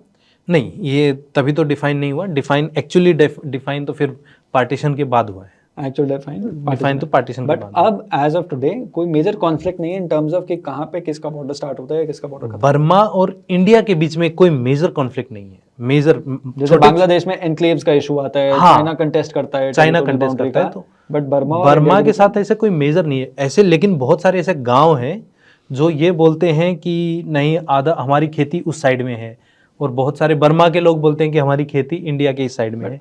और जो आपने जो गांव एक बताया ना, जो आधा इंडिया कह रहे हो आधा बर्मा कह रहे हो, हाँ, ये गांव तो एक एडमिनिस्ट्रेटिव यूनिट भी है ना। पर जैसे हम मेन वो तो बॉर्डर इलाका हो गया और रीजन अलग हो गया या ज्योग्राफिकल अलग हो गया। अगर हम प्लेन्स में देखते हैं तो गांव become in itself an independent administrative unit. आप ये कह रहे हैं कि भाई नॉर्थ ईस्ट में उस गांव को एडमिनिस्ट्रेटिव यूनिट की तरह वो बनाया ही नहीं जा पा रहा, या आधा कैसे काट नहीं, देखिए अब ये है कि जब हम एडमिनिस्ट्रेशन की बात करते हैं तो वी आर थिंकिंग क्लासिकली कि आज हमारे देश में, इंडिया में हम किस लेवल की ग्रोथ कर रहे हैं। जब हम ये सब कॉन्सेप्ट्स को म्यांमार के ऊपर इम्प्लीमेंट करते हैं तो वो अप्लाई होते ही नहीं। वहाँ कुछ नहीं है, वहाँ तो डेली सुबह से शाम तक लोग अपना सस्टेन करते हैं और अभी मिलिट्री कू होने के बाद से तो वहाँ पे और भी हालत बदतर है। तो एडमिनिस्ट्रेटिवली तो वो पूरा इंडिया का ही क्लेम करता है, और वहाँ के लोग भी अपने आप को इंडियन नहीं बुलाते। मैं नाम भी बता देता हूँ, उस गांव का नाम गोवाजांग है। मोरे में ही एक बॉर्डर पिलर नंबर 80 है, आई थिंक 80 के आसपास एक गोवाजांग विलेज है। उसके आधा गांव, जैसे उनका चर्च है बर्मा के अंदर, और उस गांव के बीच से जाती है, जो सर्वे ऑफ इंडिया के जो बॉर्डर पिलर्स होते हैं उनके गांव के बीच से जाते हैं वो। तो अब एडमिनिस्ट्रेटिवली जब जब ये बात आती है ना कि नहीं, इंडिया की टेरिटरी वहां तक है, तब बर्मा का जो लोकल एडमिनिस्ट्रेशन है तब वो उठ के आता है। जब तक सब कुछ अच्छा चल रहा है, सब कुछ स्मूथ चल रहा है, डेवलपमेंट होती है, तब तक कोई कंटेस्ट नहीं करता कि नहीं आपने यहाँ पे ऐसे क्यों कर दिया, ऐसे क्यों कर दिया। जब हम फेंसिंग की बात करते हैं या फिर कोई बहुत लार्जर इंफ्रास्ट्रक्चर की बात करते हैं, तब बर्मीज बट ये एडमिनिस्ट्रेशन तो चैलेंज रिजॉल्व करना ही पड़ेगा, क्योंकि अगर आप आज़ादी के 75 साल बाद भी हमें ये नहीं डिफाइन कर पा रहे कि ये गांव, इस गांव की ज़मीन आधी उससे उस देश में, आधी इस देश के अंदर नहीं है। अगर हम डिफाइन ही नहीं कर पा रहे 75 साल के अंदर, तो चैलेंज तो एक बहुत ही बड़ा है, ये तो छोटा मोटा चैलेंज अब वही है कि ये हमारे विजन में कहाँ फिट हो रहा है आज के दिन, और उसकी रिक्वायरमेंट कितनी है, क्योंकि उस गांव के तो लोग रह रहे हैं और वहाँ पे डेवलपमेंट भी हो रही है। क्या किसी तरह का, so apart from these counter insurgency challenges, क्या लोगों के बीच में वो आत्मीयता है दोनों तरफ? देखिए, लोगों के बीच में है वो, और वो इसलिए है क्योंकि एक दूसरे पे वो डिपेंडेंट है। जैसे कोई गांव है और उस गांव को चाहे बेसिक डे टू डे अपने आटे दाल चावल के लिए इंडिया में 10 किलोमीटर दूर कोई दुकान है, उस पर डिपेंड करना पड़ता है, और बर्मा की साइड वो दुकान 2 किलोमीटर दूर है, तो वो कहाँ जाएगा? तो इंटरडिपेंडेंसी बहुत ज़्यादा है एक दूसरे के ऊपर, और इसीलिए लोगों के बीच में कभी भी कोई क्लैश नहीं होता, क्योंकि वो उनकी धर्म, उनकी एथनिसिटी, कल्चर, लैंग्वेज मिल रही है, लोग वहाँ सालों साल से रह रहे हैं, तो उनको कोई प्रॉब्लम नहीं है और एक दूसरे पे इंटरडिपेंडेंट हैं। लेकिन जब बात आती है नेशनल लेवल की, कि नेशनल इंटरेस्ट क्या है, जब मैं अपनी इंटरनेशनल बॉर्डर्स को डिफाइन करता हूँ, तब वो पॉइंट ऑफ कॉन्फ्लिक्ट या पॉइंट ऑफ कंटेंशन बन जाता है। अदरवाइज नॉर्मल पीस टाइम में तो सब पीस है वहाँ पे, उसमें ऐसी कोई प्रॉब्लम नहीं। Has government in last 10 years या 10 ईयर्स के अंदर ट्रांजिशन बताइएगा आप, या 75 साल के अंदर सरकार पहुंच पाई है क्या? क्योंकि कहीं पर भी लोगों के बीच में कोई रोष होता है, कोई एंगर होता है, कोई कोई रेवोल्यूशन करने का, या कोई भड़ास होती है सरकार के खिलाफ निकालने की, तभी होती है जब सरकार वहाँ पे नहीं पहुँच पाई। चाहे आप नक्सलाइट मूवमेंट ले लीजिए, मतलब ये किसी ना किसी तरह से एग्जांपल्स हैं कि डेवलपमेंट अगर आपके कॉर्नर मोस्ट एरियाज़ में या ऐसे क्वार्टर्स में नहीं पहुँच पाई, उसी वजह से किसी तरह की ऑपोजिशन स्टार्ट होती है। तो in this case would you से कि सरकार पहुँच पाई है क्या, या सरकार का डेमोक्रेसी पहुँच पाई है उन इलाकों में? अब दो चीज़ें हैं, एक तो डेमोक्रेसी पहुँच पाई है या नहीं, और सरकार पहुँच पाई है या नहीं। पहली बात तो ये है कि क्या सरकार पहुँच पाई है। मैं ये कहूँगा कि सरकार पहुँच पाई है, लेकिन फॉर एग्जांपल मेरे गांव में 500 घर हैं और 1000 लोग रहते हैं। अगेन एक एग्जांपल से समझाते हैं, लेकिन वो 1000 लोग हैं, हम उनमें से 200 बोलते हैं कि नहीं हम तो इस जात बरादरी के हैं, अगले 200 ये बोलते हैं कि हम तो इस जात बरादरी के हैं। सरकार चाहे उनको 100 करोड़ रुपए दे दे, वो आपस में ही झगड़ के मर जाएंगे, तो सरकार क्या कर लेगी उसमें? नहीं, तो अंग्रेजी हुकूमत का एक सिस्टम हुआ करता था ना कि कभी भी किसी लोगों को समझना हो तो उस एरिया के जो प्रभावित लोग, प्रभावशाली लोग हैं, या फिर उस इलाके के बड़े बूढ़े जो हैं, उन सबको पहले सिस्टम में इंटीग्रेट करना, फिर उनसे समझना कि क्या एक प्रॉपर मॉडल बना जा सकता है। क्या उसी तरह का मॉडल भारत सरकार भी फॉलो करती है वहाँ पे? देखिए वहाँ पे डिफाइन ये हो पाया अचानक से? देखिए वहाँ पे ये सिविल सोसाइटी ऑर्गेनाइजेशंस बहुत सारे हैं, जिनको CSOs भी बोलते हैं, कि ये इस सोसाइटी, ये मैती कम्युनिटी है, इनका ये हो गया, ये पंगाल्स हैं, इनका ये कुकी हैं, ये नागा हैं, इनके सिविल सोसाइटीज़ के जो civil societies in the sense कि उस समाज के कुछ चुनिंदा लोग जिन्होंने अपनी एक छोटी सी एडमिनिस्ट्रेटिव यूनिट बना रखी है, तो उनके बीच में तो कोऑर्डिनेशन नॉर्म, देखो पीस टाइम पे सबके बीच में अच्छा कोऑर्डिनेशन है, और पीस टाइम में किसी को कोई प्रॉब्लम नहीं है जब तक सबका रोजी रोटी चल रही होती है। लेकिन जब बात आती है एक दूसरे की दोबारा एथनिसिटी पे, एक दूसरे के राइट्स के ऊपर, जो अभी भी मणिपुर में हो रहा है वो वही तो हो रहा है। हाँ, क्योंकि अभी हमने अपना वो डोमेन ऑफ डिस्कशन बड़ा करा, धीरे धीरे जो सीमित करते हैं, हाँ, मणिपुर पे आकर ही चर्चा करते हैं, हम बॉर्डर से लेकर हम ट्राइब्स के ऊपर भी बात करते हैं। हाँ, तो बॉर्डर्स की जैसे हमने बात की, अब सबके एडमिनिस्ट्रेटिव यूनिट्स हैं, जितनी भी कम्युनिटीज़ हैं, और उनके बीच में पीस टाइम में बड़ी अच्छी इंटीग्रिटी है कि उन्होंने उनको इनवाइट किया, फुटबॉल मैच हो गए, ये सब हो गया, वो सब हो गया। लेकिन जब कभी भी कल्चरल वैल्यूज़ की बात आती है या फिर अपनी पर्सनल आइडेंटिटी की बात आती है, तो वहाँ पे एक बहुत बड़ा डिफरेंस आ जाता है वहाँ पे, और यही सबसे बड़ा कंटेंशन है। हम सबको लग रहा होगा, बहुत सारी मीडिया में ऐसी बातें चल रही हैं कि नहीं, ये तो कुकी मैसी वर्सेस मैती लड़ाई है, ये तो ट्राइबल वर्सेस हिल पीपल है, ये तो हिंदू वर्सेस मुस्लिम पीपल है। अगर मैं अपने एक्सपीरियंस से बताऊं तो ऐसा कुछ भी नहीं है। ये सिर्फ इनसिक्योरिटी और इन्फीरियरिटी कॉम्प्लेक्स की लड़ाई है। अगेन आई विल से इट इज़ एब्सोल्युटली इनसिक्योरिटी और इन्फीरियरिटी कॉम्प्लेक्स। अगर मान लो कि ट्राइबल वर्सेस नॉन ट्राइबल होती, तो फिर इसमें पूरी लड़ाई में जितने ये लगभग 2 साल होने वाले हैं, तो इसमें नागाज तो कभी नहीं आए। Nagas are also tribal. आपने वो भी सोचना पड़ेगा। हाँ, तो अब इसे ब्रेक डाउन करते हैं। मणिपुर का ज्योग्राफिकल स्ट्रक्चर लेकर आप एक बार सोशल ब्रेकडाउन करिए, सोशल या कास्ट वाइज ब्रेकडाउन या ट्राइबल वाइज ब्रेकडाउन हाँ, करिए। तो देखिए, जैसे मणिपुर का हम जितना टोटल लैंडमास है, उसमें ऑलमोस्ट 90%, 88 to 90% हिली रीजन है। क्या ये मणिपुर का जो लैंडमास है एडमिनिस्ट्रेशन, ये क्या हिस्टोरिकली डिफाइंड रहा है या ये मॉडर्न एडमिनिस्ट्रेटिव डिवीजन है? ये मॉडर्न एडमिनिस्ट्रेटिव डिवीज़न है। मणिपुर हिस्टोरिकली तो 18th सेंचुरी, 1750 तक तो Manipur half of the Burma को भी कवर करता था, मणिपुर किंगडम। अच्छा, है ना। वहाँ पे आई थिंक 1751 में जो उनके राजा थे, जिनका आपस में ही क्लैश में, परिवार की क्लैश में ही उनको एक बेटे ने मार दिया था, तो तब तक तो वो बर्मा तक उनका लगान, half of the Burma was covered by them.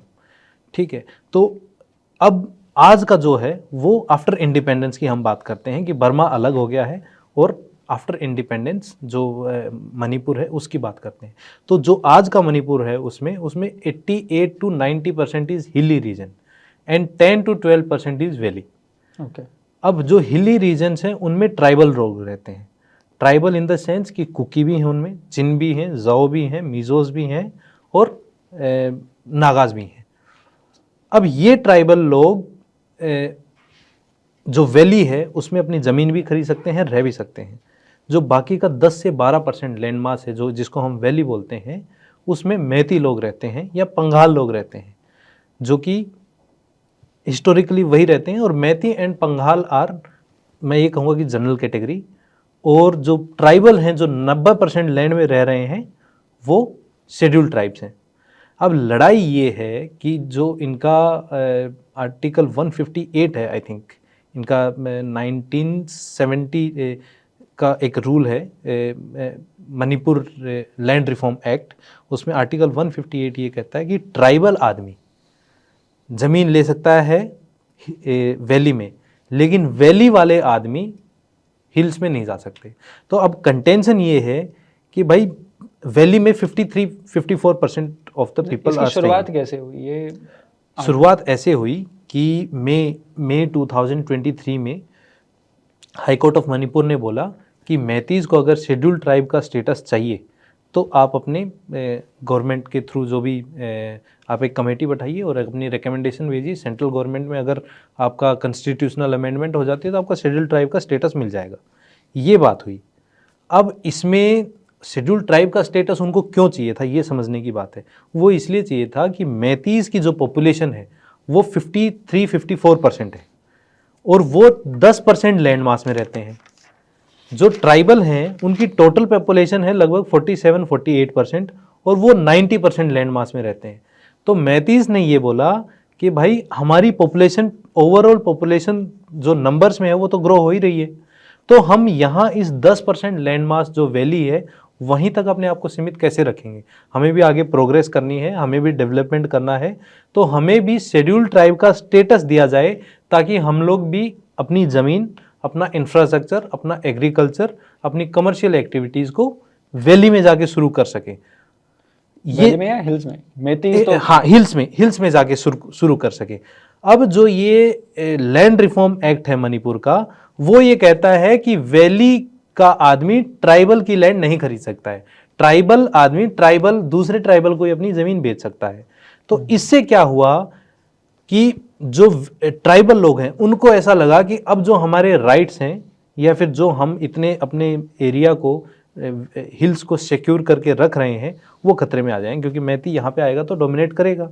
तो ये शुरुआत में कम्युनिकेशन गैप वहाँ से शुरू हुआ। बट ये आप कह रहे हो 2022-23 में शुरुआत हुआ 2023 मई में, जब ये हाई कोर्ट का ऑर्डर आया कि आप ये प्रोसेस फॉलो करिए। और एक इसमें भी इंटरेस्टिंग बात यह कि हाई कोर्ट ने वो फिर विड्रॉ भी कर लिया था। नहीं, पर ये हाई कोर्ट में जाने की नौबत कितने सालों से चल रही है? हाई कोर्ट में जाने की नौबत ये थोड़ा सा कॉन्फ्लिक्टिंग हो जाता है, क्योंकि जब इंडिया में मर्ज हुआ मणिपुर का, तो जो मणिपुर के राजा थे जिनका नाम था बुद्धा चंद्रा सिंह, उन्होंने, अब इसका डॉक्यूमेंटेड प्रूफ नहीं है, लेकिन उन्होंने ये बोला था जवाहरलाल नेहरू को कि हम इंडिया में मर्ज हो जाएंगे लेकिन मैतीज को शेड्यूल ट्राइब का स्टेटस दे देना आप। ये मैतीज को शेड्यूल ट्राइब का स्टेटस, राजा मैती थे? राजा मैती थे, राजा हिंदू थे। ओके। तो तब से ये चला आ रहा है और बीच बीच में बहुत बार मांग भी उठी है उसकी। और ऐसा नहीं है, मैतीज को शेड्यूल ट्राइब का स्टेटस देने के लिए पहले भी 2-3 कमेटियां बनी हैं, लेकिन वो हर बार विफल हो गई है।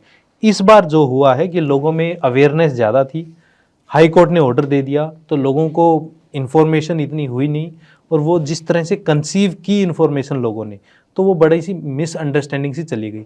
तो एक नॉर्मल, फॉर एग्जांपल की एक रैली निकली, प्रोटेस्ट मार्च निकला कि हम वी प्रोटेस्ट कि अगर मैतीज को तो शेड्यूल ट्राइब का स्टेटस नहीं मिलना चाहिए, और उस तरह से वो प्रोटेस्ट हो गए वायलेंट। और बीच में ऐसी इंसिडेंट, मतलब एकदम ही हीनियस क्राइम्स भी हुए या फिर हीनियस एक्टिविटीज़ भी हुई कि बच्चों को किडनैप करके मार दिया, उनको म्यूटेट कर दिया, लेडी को एकदम नेकेड परेड कराया।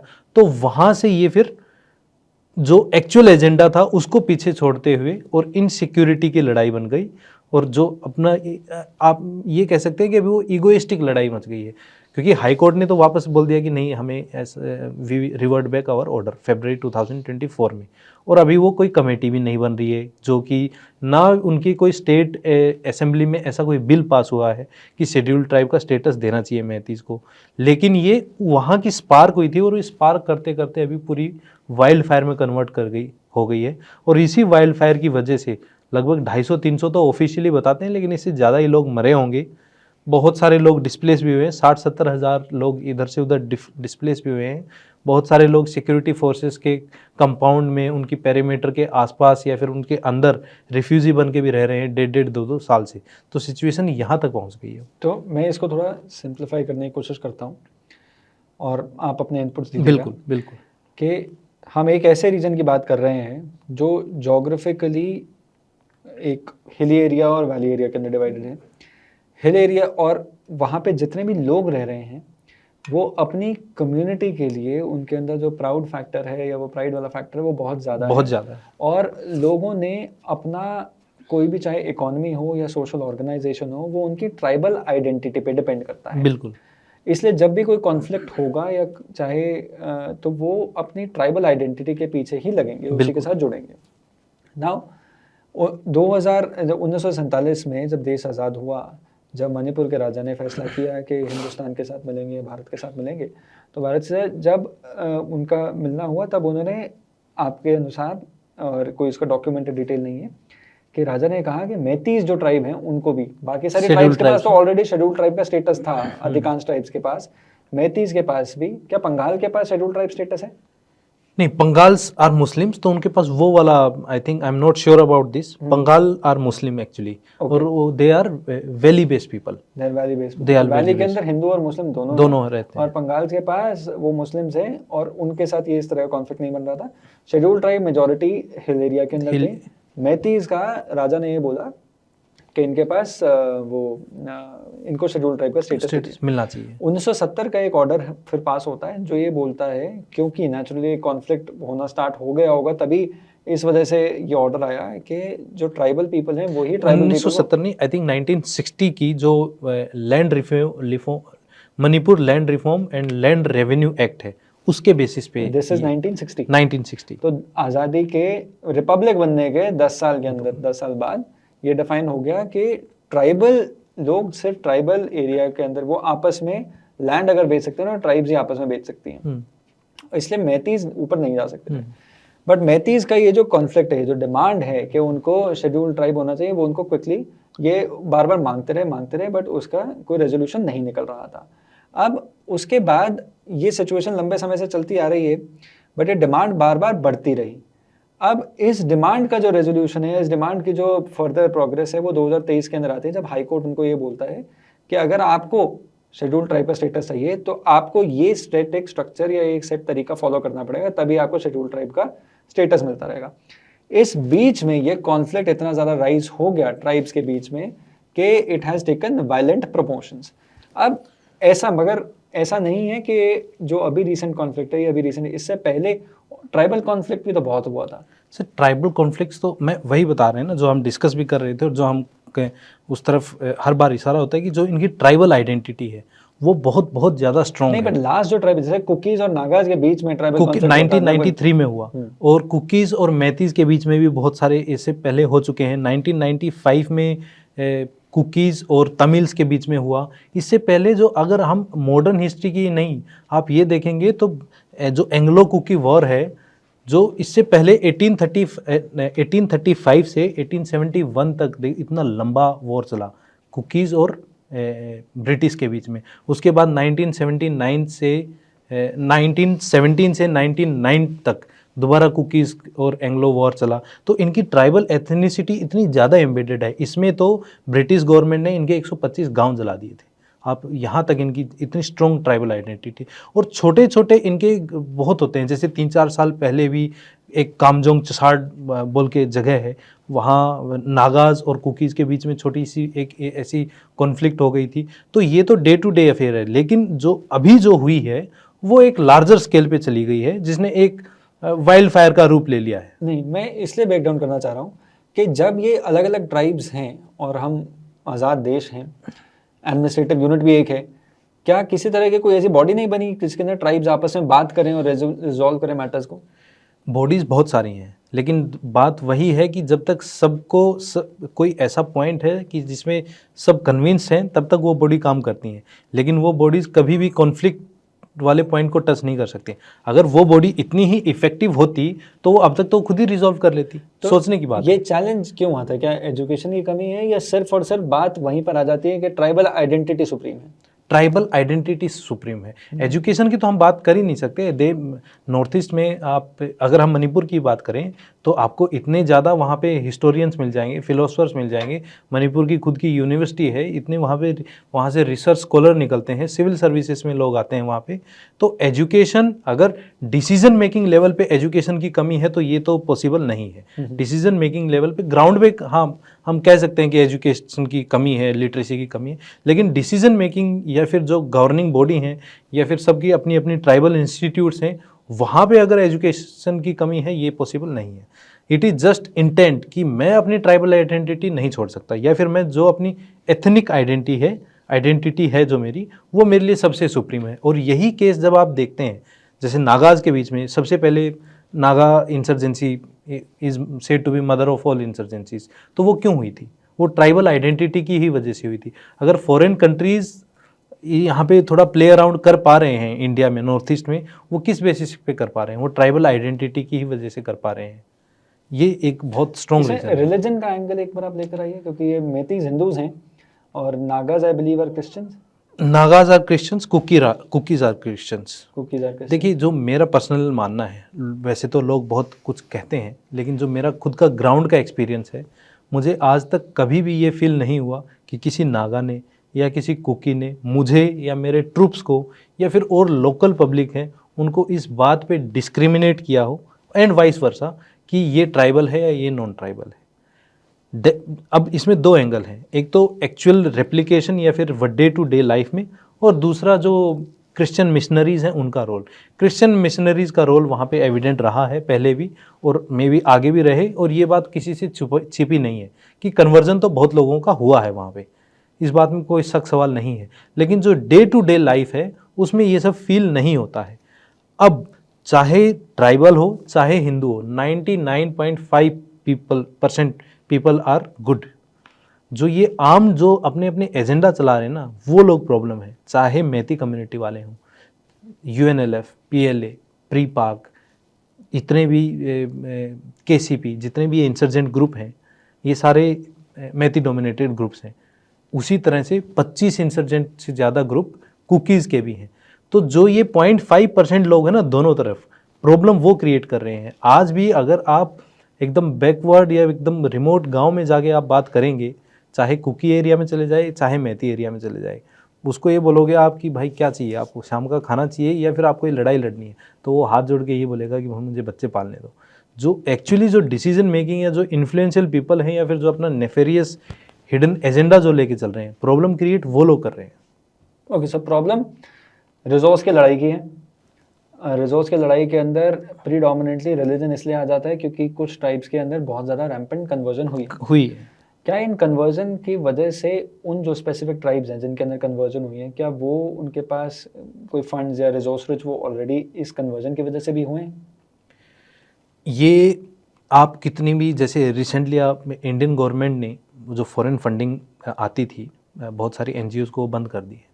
अगर गवर्नमेंट ने ये डिसीजन लिया है कि फॉरेन फंडिंग के रूल रेगुलेशन में चेंज करके और बंद करेंगे, तो कुछ ना कुछ तो है, इस बात में कोई शक सवाल नहीं है। और क्या क्रिश्चियन मिशनरीज़ का कोई रोल है? तो जो फॉरेन कंट्रीज़ हैं, किसी से वो छिपने की बात नहीं है कि जो यूएस अपना एजेंडा चलाता है या फिर जो ब्रिटिशर्स अपना एजेंडा आज भी चलाते हैं क्रिश्चियन मिशनरी के नाम पे, वो आज भी प्रिवेलेंट है और लोगों को फंडिंग आती है, कुछ चर्चेज़ को फंडिंग अभी भी आती है। तो वो जो चर्चेज़ की जो डिसीजन मेकिंग बॉडी होती है वो उस फंडिंग के बेसिस पे और इन्फ्लुएंस होके, और जो बायसनेस है, किस तरह का भी नैरेटिव को जो सपोर्ट करना होता है, तो उसमें उनके में बायसनेस आती है, नो डाउट। तो इज़ इट पॉसिबल कि जिस ट्राइब के अंदर मेजर कन्वर्जन्स हो रहे हों, वो कन्वर्जन्स फॉरेन फंडिंग से सपोर्ट पाते हुए चर्च ने करवाई है कन्वर्जन, और इस केस के अंदर वो एक स्पेसिफिक ट्राइब पड़ती है, वो स्पेसिफिक ट्राइब वहाँ पर इन जनरल इंसर्जेंसी को या एक सिविल डिसऑर्डर क्रिएट करके कोई एजेंडा ड्राइव करने की कोशिश कर सकती है? एजेंडा, स्पेसिफिक एजेंडा नहीं, लेकिन वो उसको लेके अपनी जो डोमिनेंस है, और जो हम पहले भी बात कर रहे थे कि जो सिमिलर ट्राइब्स हैं बॉर्डर एरियाज़ के बीच में, तो दोनों की बर्मा में भी और इंडिया में भी सेम ट्राइब है। तो जो स्मगलिंग है, चाहे वेपन स्मगलिंग हो, इलीगल गुड स्मगलिंग हो, चाहे ड्रग स्मगलिंग हो, इस नेक्सस में वो लोग बहुत लेवल तक इन्वॉल्व होते हैं। So what you are saying is कि इंसर्जेंसी क्रिएट हो रही है, इसका फ़ायदा वो एलिमेंट्स उठाते हैं जो एलिमेंट्स पैसा बनाएंगे इलीगल स्मगलिंग से, ड्रग ट्रेड से, वेपन ट्रेड से। बिल्कुल। और इसके अलावा भी जैसे हम इंसर्जेंसी की हम बात करते हैं, तो इंसर्जेंसी आइसोलेशन में ऑपरेट नहीं करती है।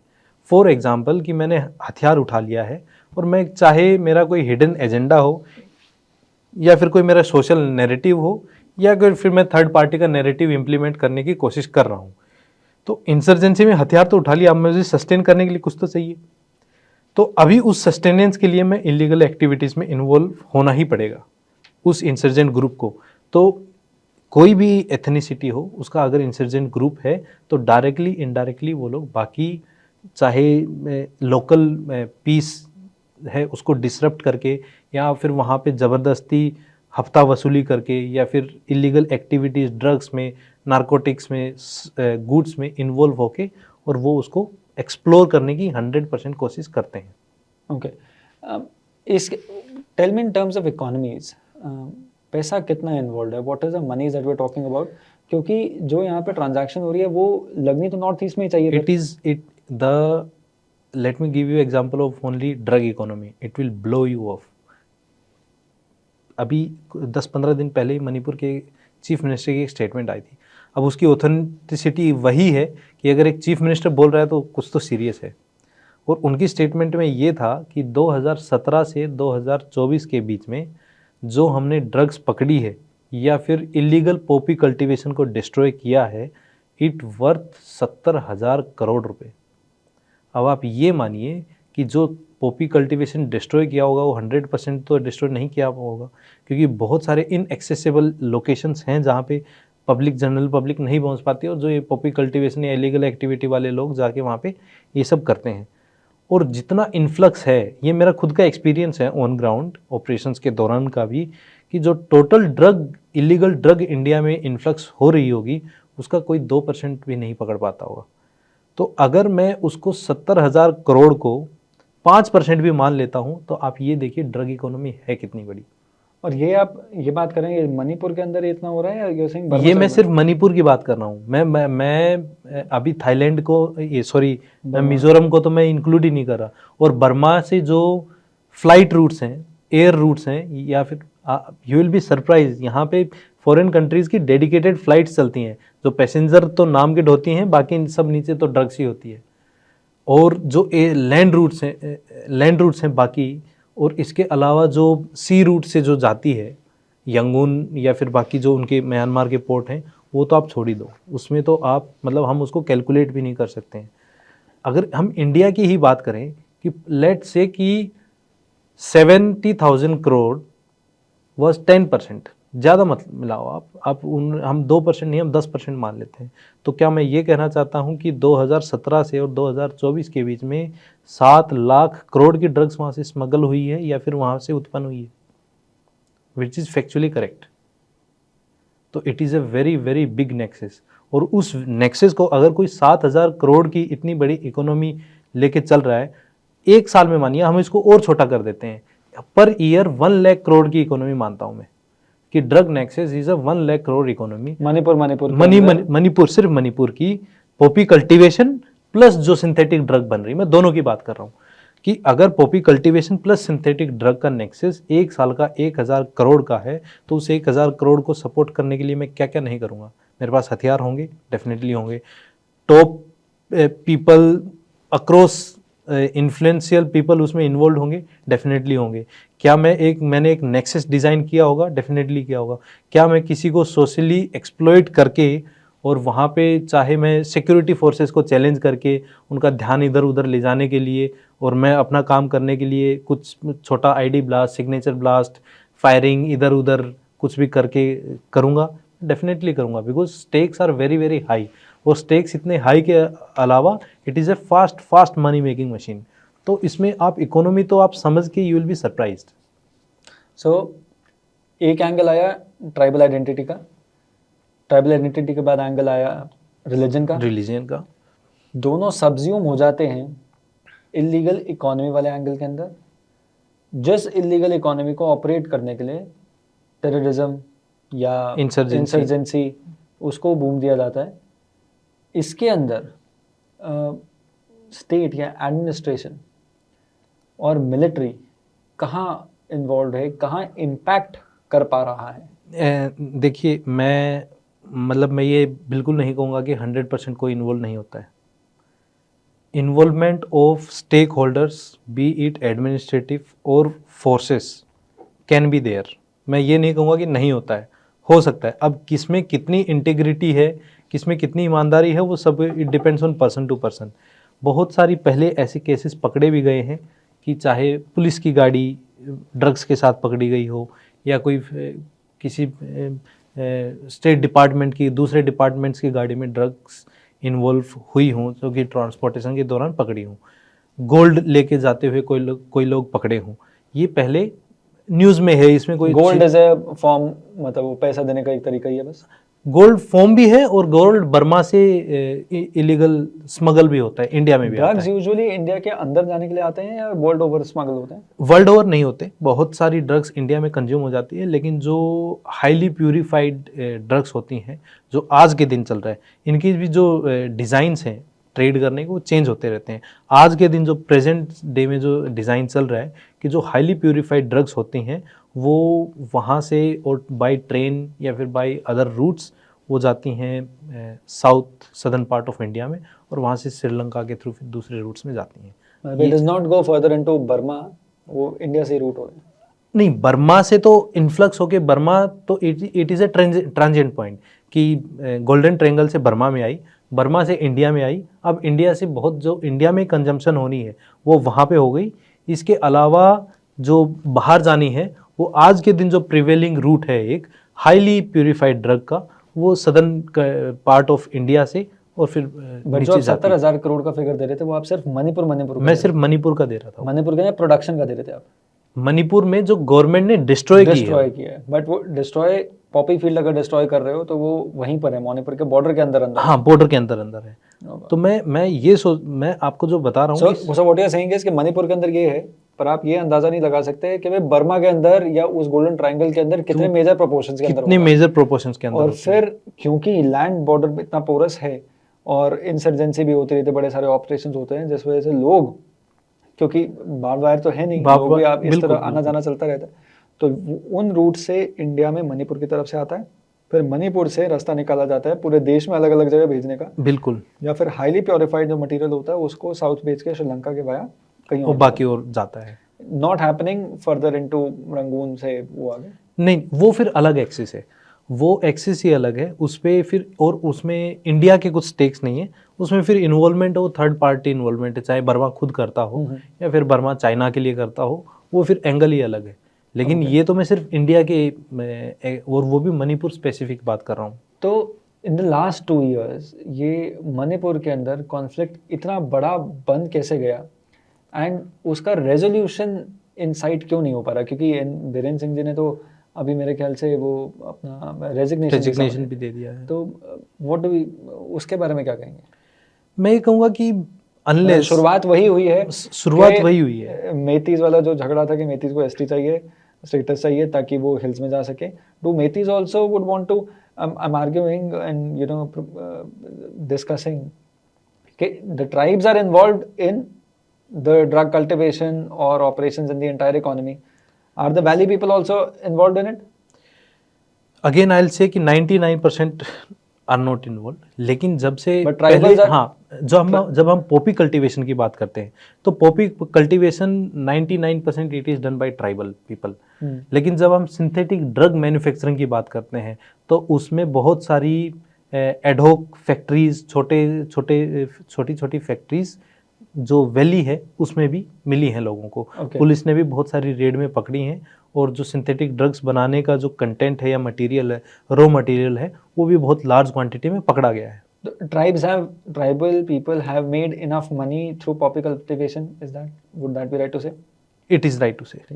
The Metis, because they are naturally, population बढ़ रही है, resource crunch हो रहा है, Metis want to get a ST status so that they can also get access to tribal areas. क्योंकि ट्राइबल एरियाज के अंदर रनिंग बिजनेस जो है वो पॉपी कल्टिवेशन का है, naturally they will also infiltrate और they will also get access to that poppy cultivation and अभी again it depends what is the intent, हाँ, what is the intent and what it, again I will say मतलब वो intent कुछ select लोगों का हो सकता है, बट क्योंकि उस इंटेंट के अंदर ट्राइबल या एथनिसिटी क्वेश्चन में आ जाती है, इसलिए ये एथनिक कॉन्फ्लिक्ट बन गया है। Would that be right to say? अब इसके अंदर रिलीजन की फायदा उठाकर tribal people have amassed some wealth या अमास्ड ऑपरेशंस, या ट्राइबल या रिलीजन या चर्च एंगल से, या ये पूरा का पूरा जो एक नेक्सस बन गया है उसके वजह से पॉपी कल्टिवेशन और पॉपी ट्रेड और ये ड्रग्स का पूरा नेक्सस बना हुआ है। उसके अंदर यू आर सेइंग कि some select people would want to get their entry into that system. Definitely, but क्योंकि इतने सारे फैक्टर्स इन्वॉल्व हैं, उसकी वजह से it was naturally one of the easiest explanations would be के एथनिसिटी का कॉन्फ्लिक्ट है। हाँ, मतलब अगर किसी ने सरफेशियल लेवल पर बात बोलनी हो तो बड़ा आसान हो जाएगा कि ये बोलना कुकी वैसे कुकी और मैती की लड़ाई हो गई। हाँ, बट एक्चुअली ये जो लड़ाई हो रही है ये ग्लोबल नेक्सस की हो रही है, जिसके अंदर ड्रग्स और ये illegal economy, weapon system, money is involved है। स्ट्रेटेजिक पोस्चरिंग ऑफ, जैसे बांग्लादेश में ये इंसिडेंट हो गई, उसके बाद यूएस अपने आप को किस तरह से स्ट्रेटेजिकली पोस्चर करना चाहता था। अभी तो चलो ट्रम्प एडमिनिस्ट्रेशन आ गया है और ट्रम्प ने स्टेटमेंट भी दे दी है कि Modi will take care of Bangladesh, ऐसा बोल दिया उन्होंने। तो अभी स्ट्रेटेजिक रीपोस्चरिंग अभी होगी, और उसी स्ट्रेटेजिक रीपोस्चरिंग को अगर आप कनेक्ट करें कि वहाँ पे यूएस में मोदी जी की मीटिंग होती है और यहाँ पे प्रेसिडेंट रूल लगता है, तो उसको स्ट्रेटेजिकली हमें समझना पड़ेगा। क्योंकि देखिए बीजेपी वहाँ माइनॉरिटी में नहीं है, और जो हम ये बोल रहे थे, बाकी ओपोजिशन ये बोल रहा था कि नहीं हम नो कॉन्फिडेंस मोशन ला देंगे, ये करें। आज के दिन 59 देयर आर 60 सीट्स, 60 असेंबली की सीट है, जिसमें से 59 पे मेंबर्स आर इलेक्टेड। उस 59 में से 52 आर बीजेपी और सपोर्टेड ग्रुप्स। तो कौन किसका वो लेके आएंगे? फिर भी प्रेसिडेंट्स रूल लाने की नौबत क्यों है? प्रेसिडेंट रूल तो समवेयर जो कहीं ना कहीं पीस मेंटेन करनी है तो कुछ ना कुछ तो वहाँ का करना पड़ेगा। जो एग्जिस्टिंग गवर्नमेंट या फिर जो एन बीरेन सिंह थे उनकी तो एक्सेप्टेंस खत्म हो गई है। अब कुछ ना कुछ तो रूट ऐसा डिराइव करना पड़ेगा जहाँ से दोनों parties Meiteis as well as Kukis वो ये माने कि नहीं, we now we have move to a conscious thing और अभी हम बात कर सकते हैं। तो just to open the negotiations and channel of communication, talking या चैनल ऑफ कम्युनिकेशन ये ज़रूरी था। क्योंकि जैसे ही ये प्रेसिडेंट रूल अभी लागू हुआ है तो जो इन्होंने ग्रुप्स ने, चाहे वैली में हो या उसमें हिल्स में हो, जितने भी हाईवे ब्लॉक कर रखे थे 1.5-2 साल से, वो सब अभी ब्लॉकेड हट गए हैं। जो 48 घंटे के अंदर अंदर जितने भी विलेज वॉलेंटियर्स या फिर वैली के जो आरंबाई तेंगुल हैं जो हथियार लेके घूमते थे कि नहीं हम तो अपने गांव को प्रोटेक्ट करेंगे, ये वो अभी नहीं दिख रहे हैं या फिर वो सोशल सर्विसेज में शिफ्ट कर गए हैं।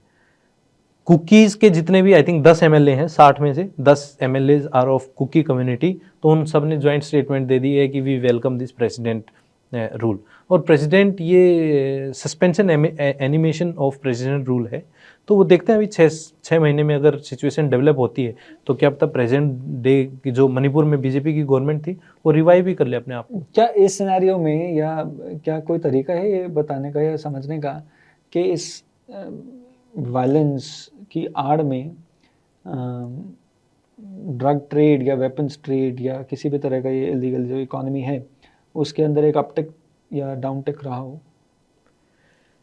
मैं ये कहूँगा कि अपटेक ही हुआ है और वो इसलिए क्योंकि देखो जब दो कम्युनिटीज़ लड़ रही होंगी तो जो अपने एजेंडा लेके चलते हैं या फिर जो इन बिजनेसेस में डील करते हैं उनके लिए अपॉर्चुनिटी बढ़ जाती है क्योंकि दोनों को वेपन चाहिए अभी, तो वेपन इंडस्ट्री फ्लरिश होगी। Where are the weapons made? बन कहाँ रहे हैं वेपन्स वगैरह? वेपन्स तो आप जो चाइना की ग्रे मार्केट है उससे भी आते हैं। बर्मा के रूट क्या रहता है चाइना की ग्रे मार्केट का? देखिए बर्मा, अगर मैं if we have to understand this, तो बर्मा के बॉर्डर्स के ऊपर चाइना का इन्फ्लुएंस है क्योंकि उनकी यूनान प्रोविंस वहाँ डील करती है, वहाँ बॉर्डर शेयर करती है।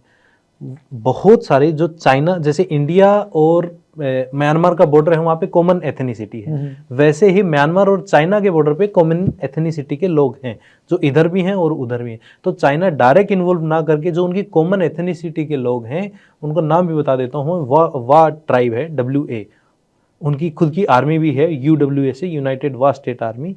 ये लोग चाइना का, आप ये कहिए कि बर्मा के जो एक्चुअल बामर्स हैं या फिर जो एक्चुअल लोग हैं वहाँ के इंडिजीनियस पीपल हैं, उनके बीच में और चाइना के बीच में एक बफर जोन का काम करते हैं।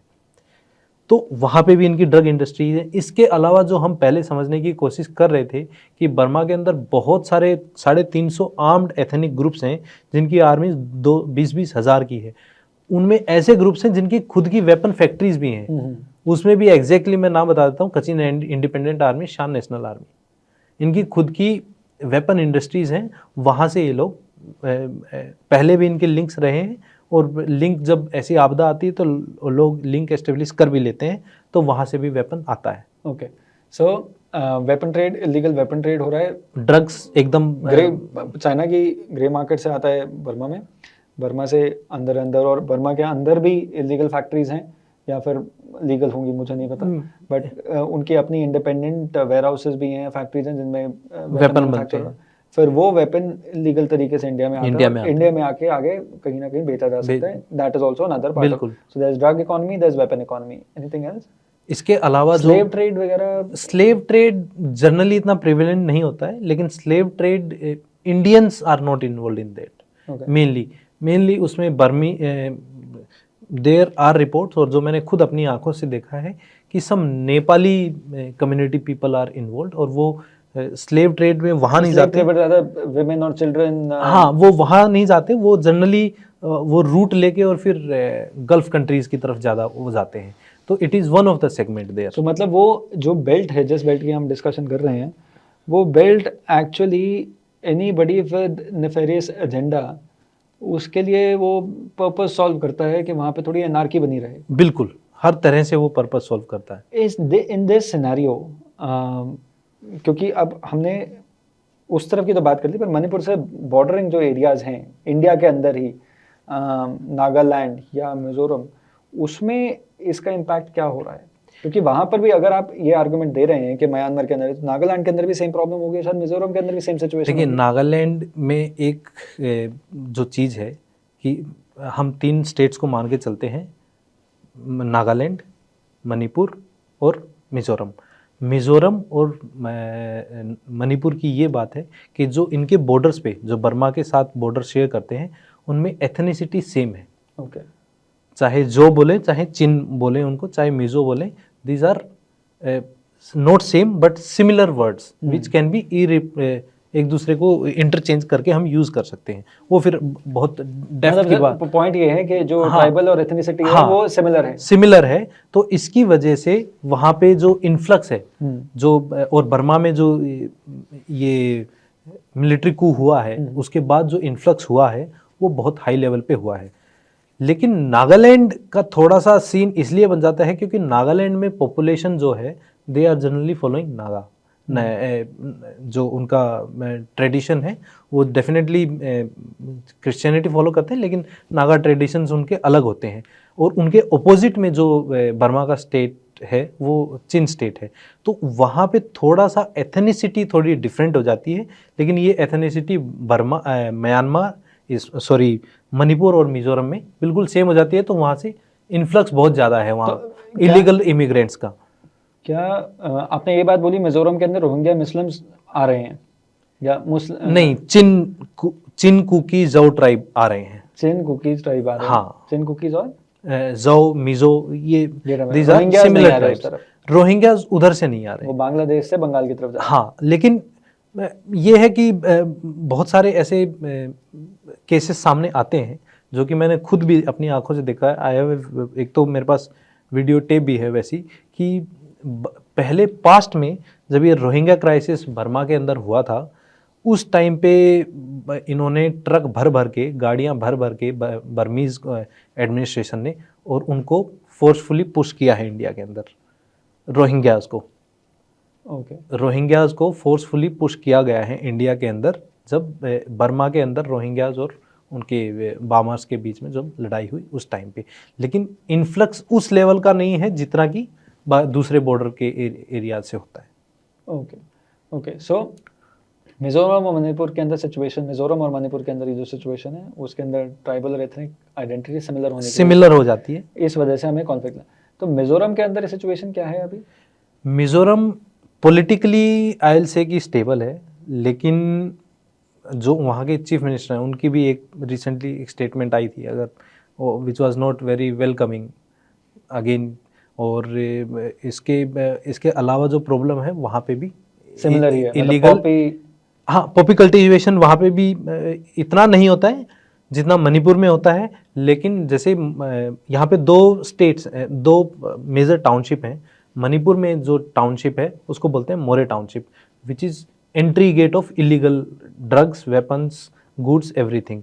वैसे ही एक मिजोरम में भी है जिसको बोलते हैं चंफाई डिस्ट्रिक्ट है, और उसमें जोराक्तर एक एंट्री पॉइंट है वहाँ पे। तो यहाँ दोनों जगहों पे ये प्रॉब्लम होती है। जो हम नागालैंड की बात कर रहे थे, वहाँ पे जो इलीगल इमिग्रेंट्स है उनका इन्फ्लक्स कम है, लेकिन जो वेपन डील्स होती हैं वो बहुत ज़्यादा होती हैं वहाँ पे, चाहे उनमें चाइना की इन्वॉल्वमेंट की वजह से। बिकॉज जो इनिशियल जब इंसर्जेंसी पीक पे थी 1950s में जब शुरू हुई थी, तो उस टाइम से there are many proven track records कि जो उस टाइम के जो नागा रिबेल ग्रुप्स के लीडर्स थे, उनके चाइना के साथ, कम्युनिस्ट पार्टी के साथ अच्छे रिलेशन हैं।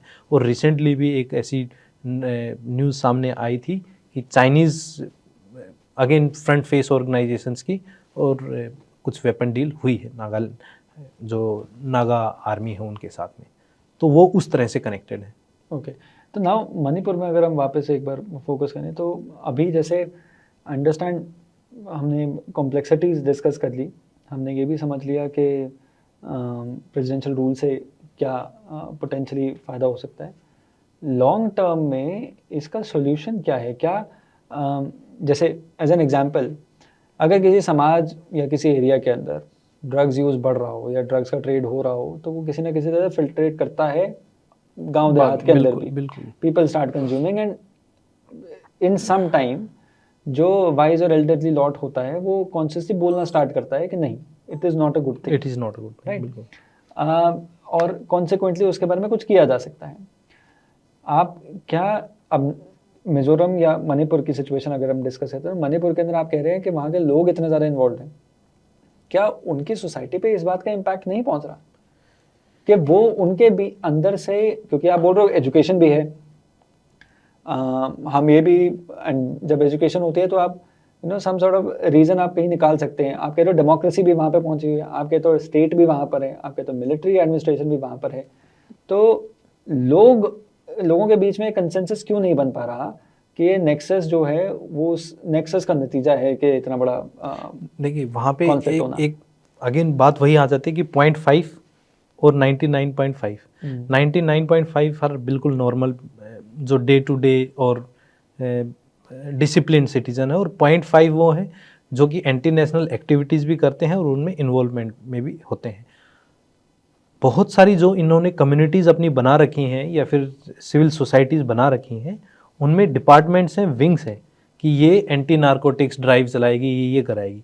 तो जो मैकेनिज़्म है वो इन प्लेस है, लेकिन जो 0.5 जो % लोग हैं जो ड्रग वेपन करते हैं, उनके पास मसल पावर भी है, फाइनेंशियल पावर भी है, अपना एजेंडा भी है, और अपने एजेंडे को फुलफिल करने के लिए वो किसी को सप्रेस भी कर सकते हैं।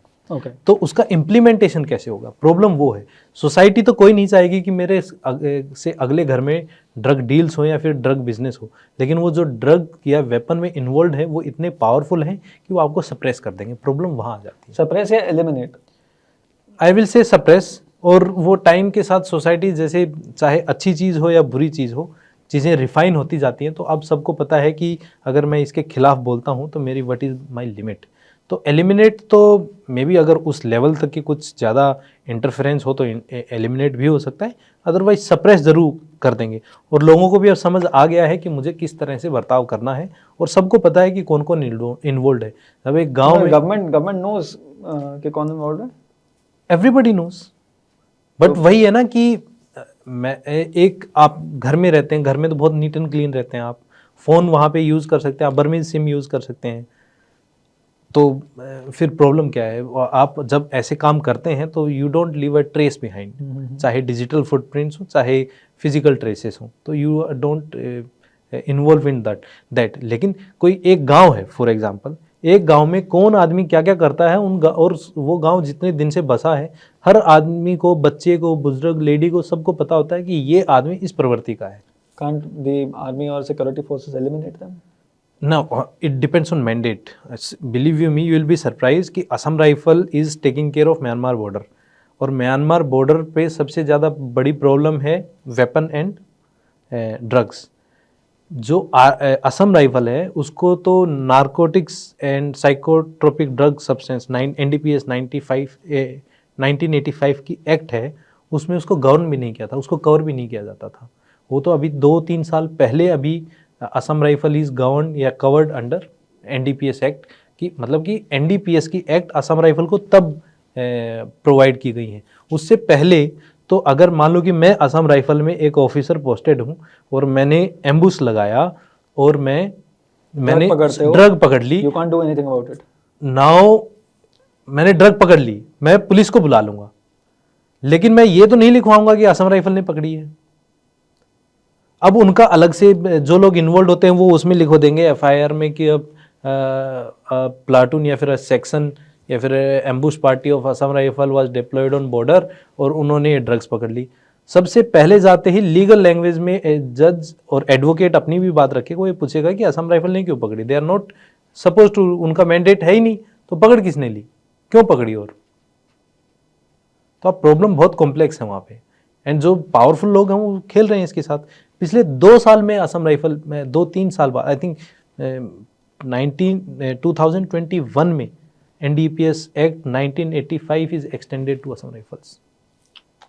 ये बुरा हाल है। और उसमें भी बड़ी बात है कि कन्विक्शन रेट कितनी है, कि अगर आपने पकड़ भी लिया तो 10,000 पकड़ेंगे तब 200 कन्विक्ट होते हैं उनमें। या फिर केस चलते रहेंगे, सालों साल केस चलते रहेंगे, 1000 करोड़ की ड्रग से केस चला लो जितना चलाओ, जिस दिन मेरे को पकड़ने आओगे उस दिन बर्मा में भाग जाऊंगा मैं। और इसमें जो बर्मा साइड ऑफ बॉर्डर के अंदर जो टेररिस्ट ऑर्गेनाइजेशंस जिनको हम क्वालिफाई करते हैं, उनका क्या रोल रहता है इसमें? सर देखिए, कट तो वो लेते हैं ऑपरेशन अपना, और वो हाँ कट ऑपरेशनली तो वो देखिए, Burmese army is a very ruthless army, और वो अपनी सर्वाइवल की लड़ाई लड़ रही है और 1962 से लड़ रही है।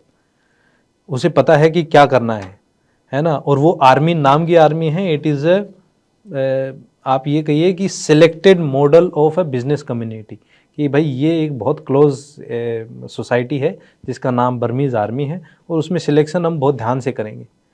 ठीक है, उनको सब पता है, सब कुछ पता है उनको, और तो इन्वॉल्वमेंट आप डिनाई कर ही नहीं सकते, लेकिन आप पैसे में वहाँ सब कुछ हो सकता है। और सिमिलरली टेरर ऑर्गेनाइजेशंस भी जो हैं जो बर्मा साइड पे ऑपरेट कर रही हैं, वो उनकी छत्र छाया में ही ऑपरेट कर रही हैं। सब उनकी, आप ये देखिए ना, मेरे गांव के चारों तरफ खेत हैं, अब उस खेत में से क्या निकलेगा वो मेरे गांव वालों को नहीं पता होगा। सीधी सी बात है, एक बहुत छोटी सिंपल सी बात है कि कैसे नहीं पता होगा। हाँ, लेकिन ये है कि गांव में से या तो कोई चौधरी बन के कि मैं तो नहीं जाने दूंगा, रोक ले तो रुक जाएगी, या फिर वो जो गांव में कोई इन्फ्लुएंशियल पर्सन होगा वो ये बोलेगा कि तुम चले जाओ, चुपचाप जाना, रात को 2 बजे जाना, लेकिन 100 रुपये शाम को पहले यहाँ जमा करा के जाना। तो प्रॉब्लम वहाँ पे वो है। एंड इन टर्म्स ऑफ ये जो इंटीग्रेटेड चेक पोस्ट हैं, मोस्टली ट्रेड ये जो इलीगल ट्रेड होता है तो चेक पोस्ट के अलावा ही होता होगा। इंटीग्रेटेड चेक पोस्ट तो वहाँ पे सिर्फ it is a white elephant, वो सिर्फ बनी हुई है, बहुत अच्छी बिल्डिंग बनी हुई है, it is absolutely not functional. कि because in my charter of duties, क्योंकि since I was posted in Moreh और मैं आसाम राइफल का वो specific company commander, is security officer of that integrated check post also. वहाँ पे आप ये मानिए सर कि उस पूरे इंटीग्रेटेड चेक पोस्ट पे एक दिन में 20 से 30 मैक्सिमम, एट पीक मैं बता रहा हूँ, 20 से 30 इमिग्रेशन, लीगल इमिग्रेशन के लोग आते होंगे कि हमें बर्मा से इंडिया जाना है या इंडिया से बर्मा जाना है, लेकिन लोग तो हज़ारों में घूमते हैं वहाँ पे। प्रॉब्लम ये है, वो तो इट इज़, और आज तो तक ऐसे तो, और इस सिनेरियो के अंदर जिसके अंदर सो मच ऑफ मनी है, so much of stakes are involve of nefarious elements, तो थ्रेट तो आर्म्ड फोर्सेस को भी बहुत होता होगा। थ्रेट आर्म फोर्सेस को होता है, और आर्म फोर्सेस को डिसीव भी करते हैं बहुत सारे इन्फॉर्मर होते हैं। जैसे आप कोई एक आदमी है जो ड्रग्स में डील करता है, तो वो ही कैन प्लांट, और वही है ना कि वो इस चीज़ में इन्वॉल्व हैं तो वो बहुत रिफाइन हो गए हैं। He can plant a source जो कि इंडियन आर्म फोर्सेस को या फिर सिक्योरिटी फोर्स या फिर लॉ इन्फोर्समेंट एजेंसीज हैं उनको या तो कन्विंस करके इन्वॉल्व कर लेगा या फिर उनको डिसीव कर देगा। डिसीव इन द सेंस कि आपका दोस्त बन जाएगा, बोलेगा आज पक्की खबर लाया हूँ, वहीं से निकलेगा सामान, और वो सारी वो उनको डिप्लॉय करा देगा और वो दूसरी जगह से निकाल देगा। इट इज़ अ सेफ पास। तो it is a very complex thing for arm forces and security forces also. एक तो बिल्कुल पोरस बॉर्डर है, खुला बॉर्डर है। Arm forces have a limited strength, और ऐसा नहीं है ना कि कोई फौजी बन गया है या फिर कोई पुलिस में भर्ती हो गया तो वो रोबोट बन गया है। They also need rest, they also need to recoup. तो वो फिर पूरे बॉर्डर, अनफेंस बॉर्डर को तो आप चैलेंज कर ही नहीं सकते, काउंटर कर ही नहीं सकते। जो आर्म्ड फोर्सेस की वहाँ पर प्रेजेंस रही है, मतलब AFSPA के तहत भी वहाँ पर रही हो, उसको नेसेसिटेट किसने किया था? एथनिक कॉन्फ्लिक्ट ने किया था या इस नेक्सस के को तोड़ने के लिए? नहीं, ये तो नेक्सस को कोई भी, जैसे हम आसफा की ही बात करते हैं तो आसफा इसलिए नहीं लगाई जाएगी क्योंकि यहाँ पे ड्रग्स हो रहा है। AFSPA is directly related to maintain the या to counter Internal the security या- counter CICT, counter insurgency, counter terrorism, तो उनके हिसाब से आसफा लगाई जाती है, जो कि एक कोई भी सिक्योरिटी पर्सनल है उसको कुछ स्पेशल राइट्स के अंदर मैंडेट कर देती है कि वो कुछ 2-3 चीज़ें एक्स्ट्रा कर सकते हैं। जैसे चाहे मैं आर्मी का जनरल बन जाऊं, but I do not have power to detain somebody, तो वो AFSPA gives that additional power to that company commander जो वहाँ पे बैठा होता है कि हाँ, if you have suspect on somebody कि हाँ ये ऐसी ऐसी चीज़ों में इन्वॉल्व है या फिर वेपन में डील कर रहा है या फिर कुछ ऐसी एक्टिविटी, गतिविधि कर रहा है जिससे कल को कुछ प्रॉब्लम हो सकती है, तो आप उसको डिटेन कर सकते हैं, आप उसको इंटेरोगेट कर सकते हैं या फिर घर के अंदर उसको सर्च कर सकते हैं बिना सर्च वारंट। बट क्या इस चीज़ की एक्सप्लॉयटेशन हुई है? क्योंकि आर्म्ड फोर्सेस के लिए भी बहुत, आर्म्ड फोर्सेस की भी बहुत रेजिस्टेंस हुई है। आई थिंक आई रिमेंबर हमारे कॉलेज के टाइम पे वो एक पिक्चर वो वायरल हुई थी where women march naked against the armed forces, you know. Sir ये रेजिस्टेंस बहुत होती है, और जो ये नेकेड मार्च है ये तो these are just to suppress the motivation of security forces there. ये हम जब डिप्लॉयड थे तब भी 3-4 बार ऐसी इंसिडेंट हुई थी, क्योंकि जब आप उनके जो डे टू डे अफेयर हैं, जो उनकी लिविंग इलीगल ट्रेड से या इलीगल बिजनेस से जो अपना वो धंधा पानी बना रहे हैं, जब आप उसको सप्रेस करेंगे तो आप उनको अच्छे नहीं लगेंगे। आप उनको अच्छे नहीं लगे तो आपको काउंटर करने के लिए वो कुछ भी कर सकते हैं। तो ऐसे इंसिडेंट मेरे सामने भी हुए जब मैं डिप्लॉयड था, कि 3-4 बार वीमेन प्रोटेस्ट हो गए, और एक बार तो जैसे इंटीग्रेटेड चेक पोस्ट ही बन रही थी तो उसके लिए एक रास्ता निकलना था, तो women got naked there. I have videos also of that place. That being said, thank you very much, Major Bharat. You've given good insight into it, and I think it will require a couple of more conversations to understand and get a real sense of the challenges in Manipur. And in fact, largely, this is what we're trying to do with the podcast also, get Northeast को भी हम और अच्छे से cover करना चाह रहे हैं, क्योंकि दिल्ली के अंदर जब हम रिकॉर्डिंग करते हैं, दिल्ली में अगर हम नॉर्थ ईस्ट को जानने की कोशिश करते हैं, बड़ी लिमिटेड नॉलेज है, बड़ा सीमित सी समझ है, जिसके अंदर वहाँ की कॉम्प्लिकेशन समझ पाए बिल्कुल। Regardless, thank you very much for coming in, and congratulations. आपकी जो अकेडमी आपने स्टार्ट किया रोहतक के अंदर, मुझे पूरा विश्वास है कि जो व्यूअर्स हैं आपके इस नॉलेज बैंक को देखकर, काफ़ी सारे व्यूअर्स अपने स्टूडेंट, अपने बच्चों को, अपने वार्ड्स को वहाँ पे ज़रूर भेजें, एंड अलग अलग तरीक़ों से आर्म्ड फोर्सेस के अंदर सर्व करने के लिए मोटिवेट भी हों। तो congratulations for that. And I extend my congratulations also for your new book, The Modi Disruption. Thank you very much. And I pray कि जितनी पहले आपको आपके जितने भी बुक्स हैं उन पे जितनी आपको सक्सेस मिली है, ये उससे भी ज़्यादा हिट हो। Thank you. I wish you all the best once again. Thank you very much. Thank you very much. It was lovely meeting you. Congratulations again, and thank you very much for joining us in this conversation. Thank you.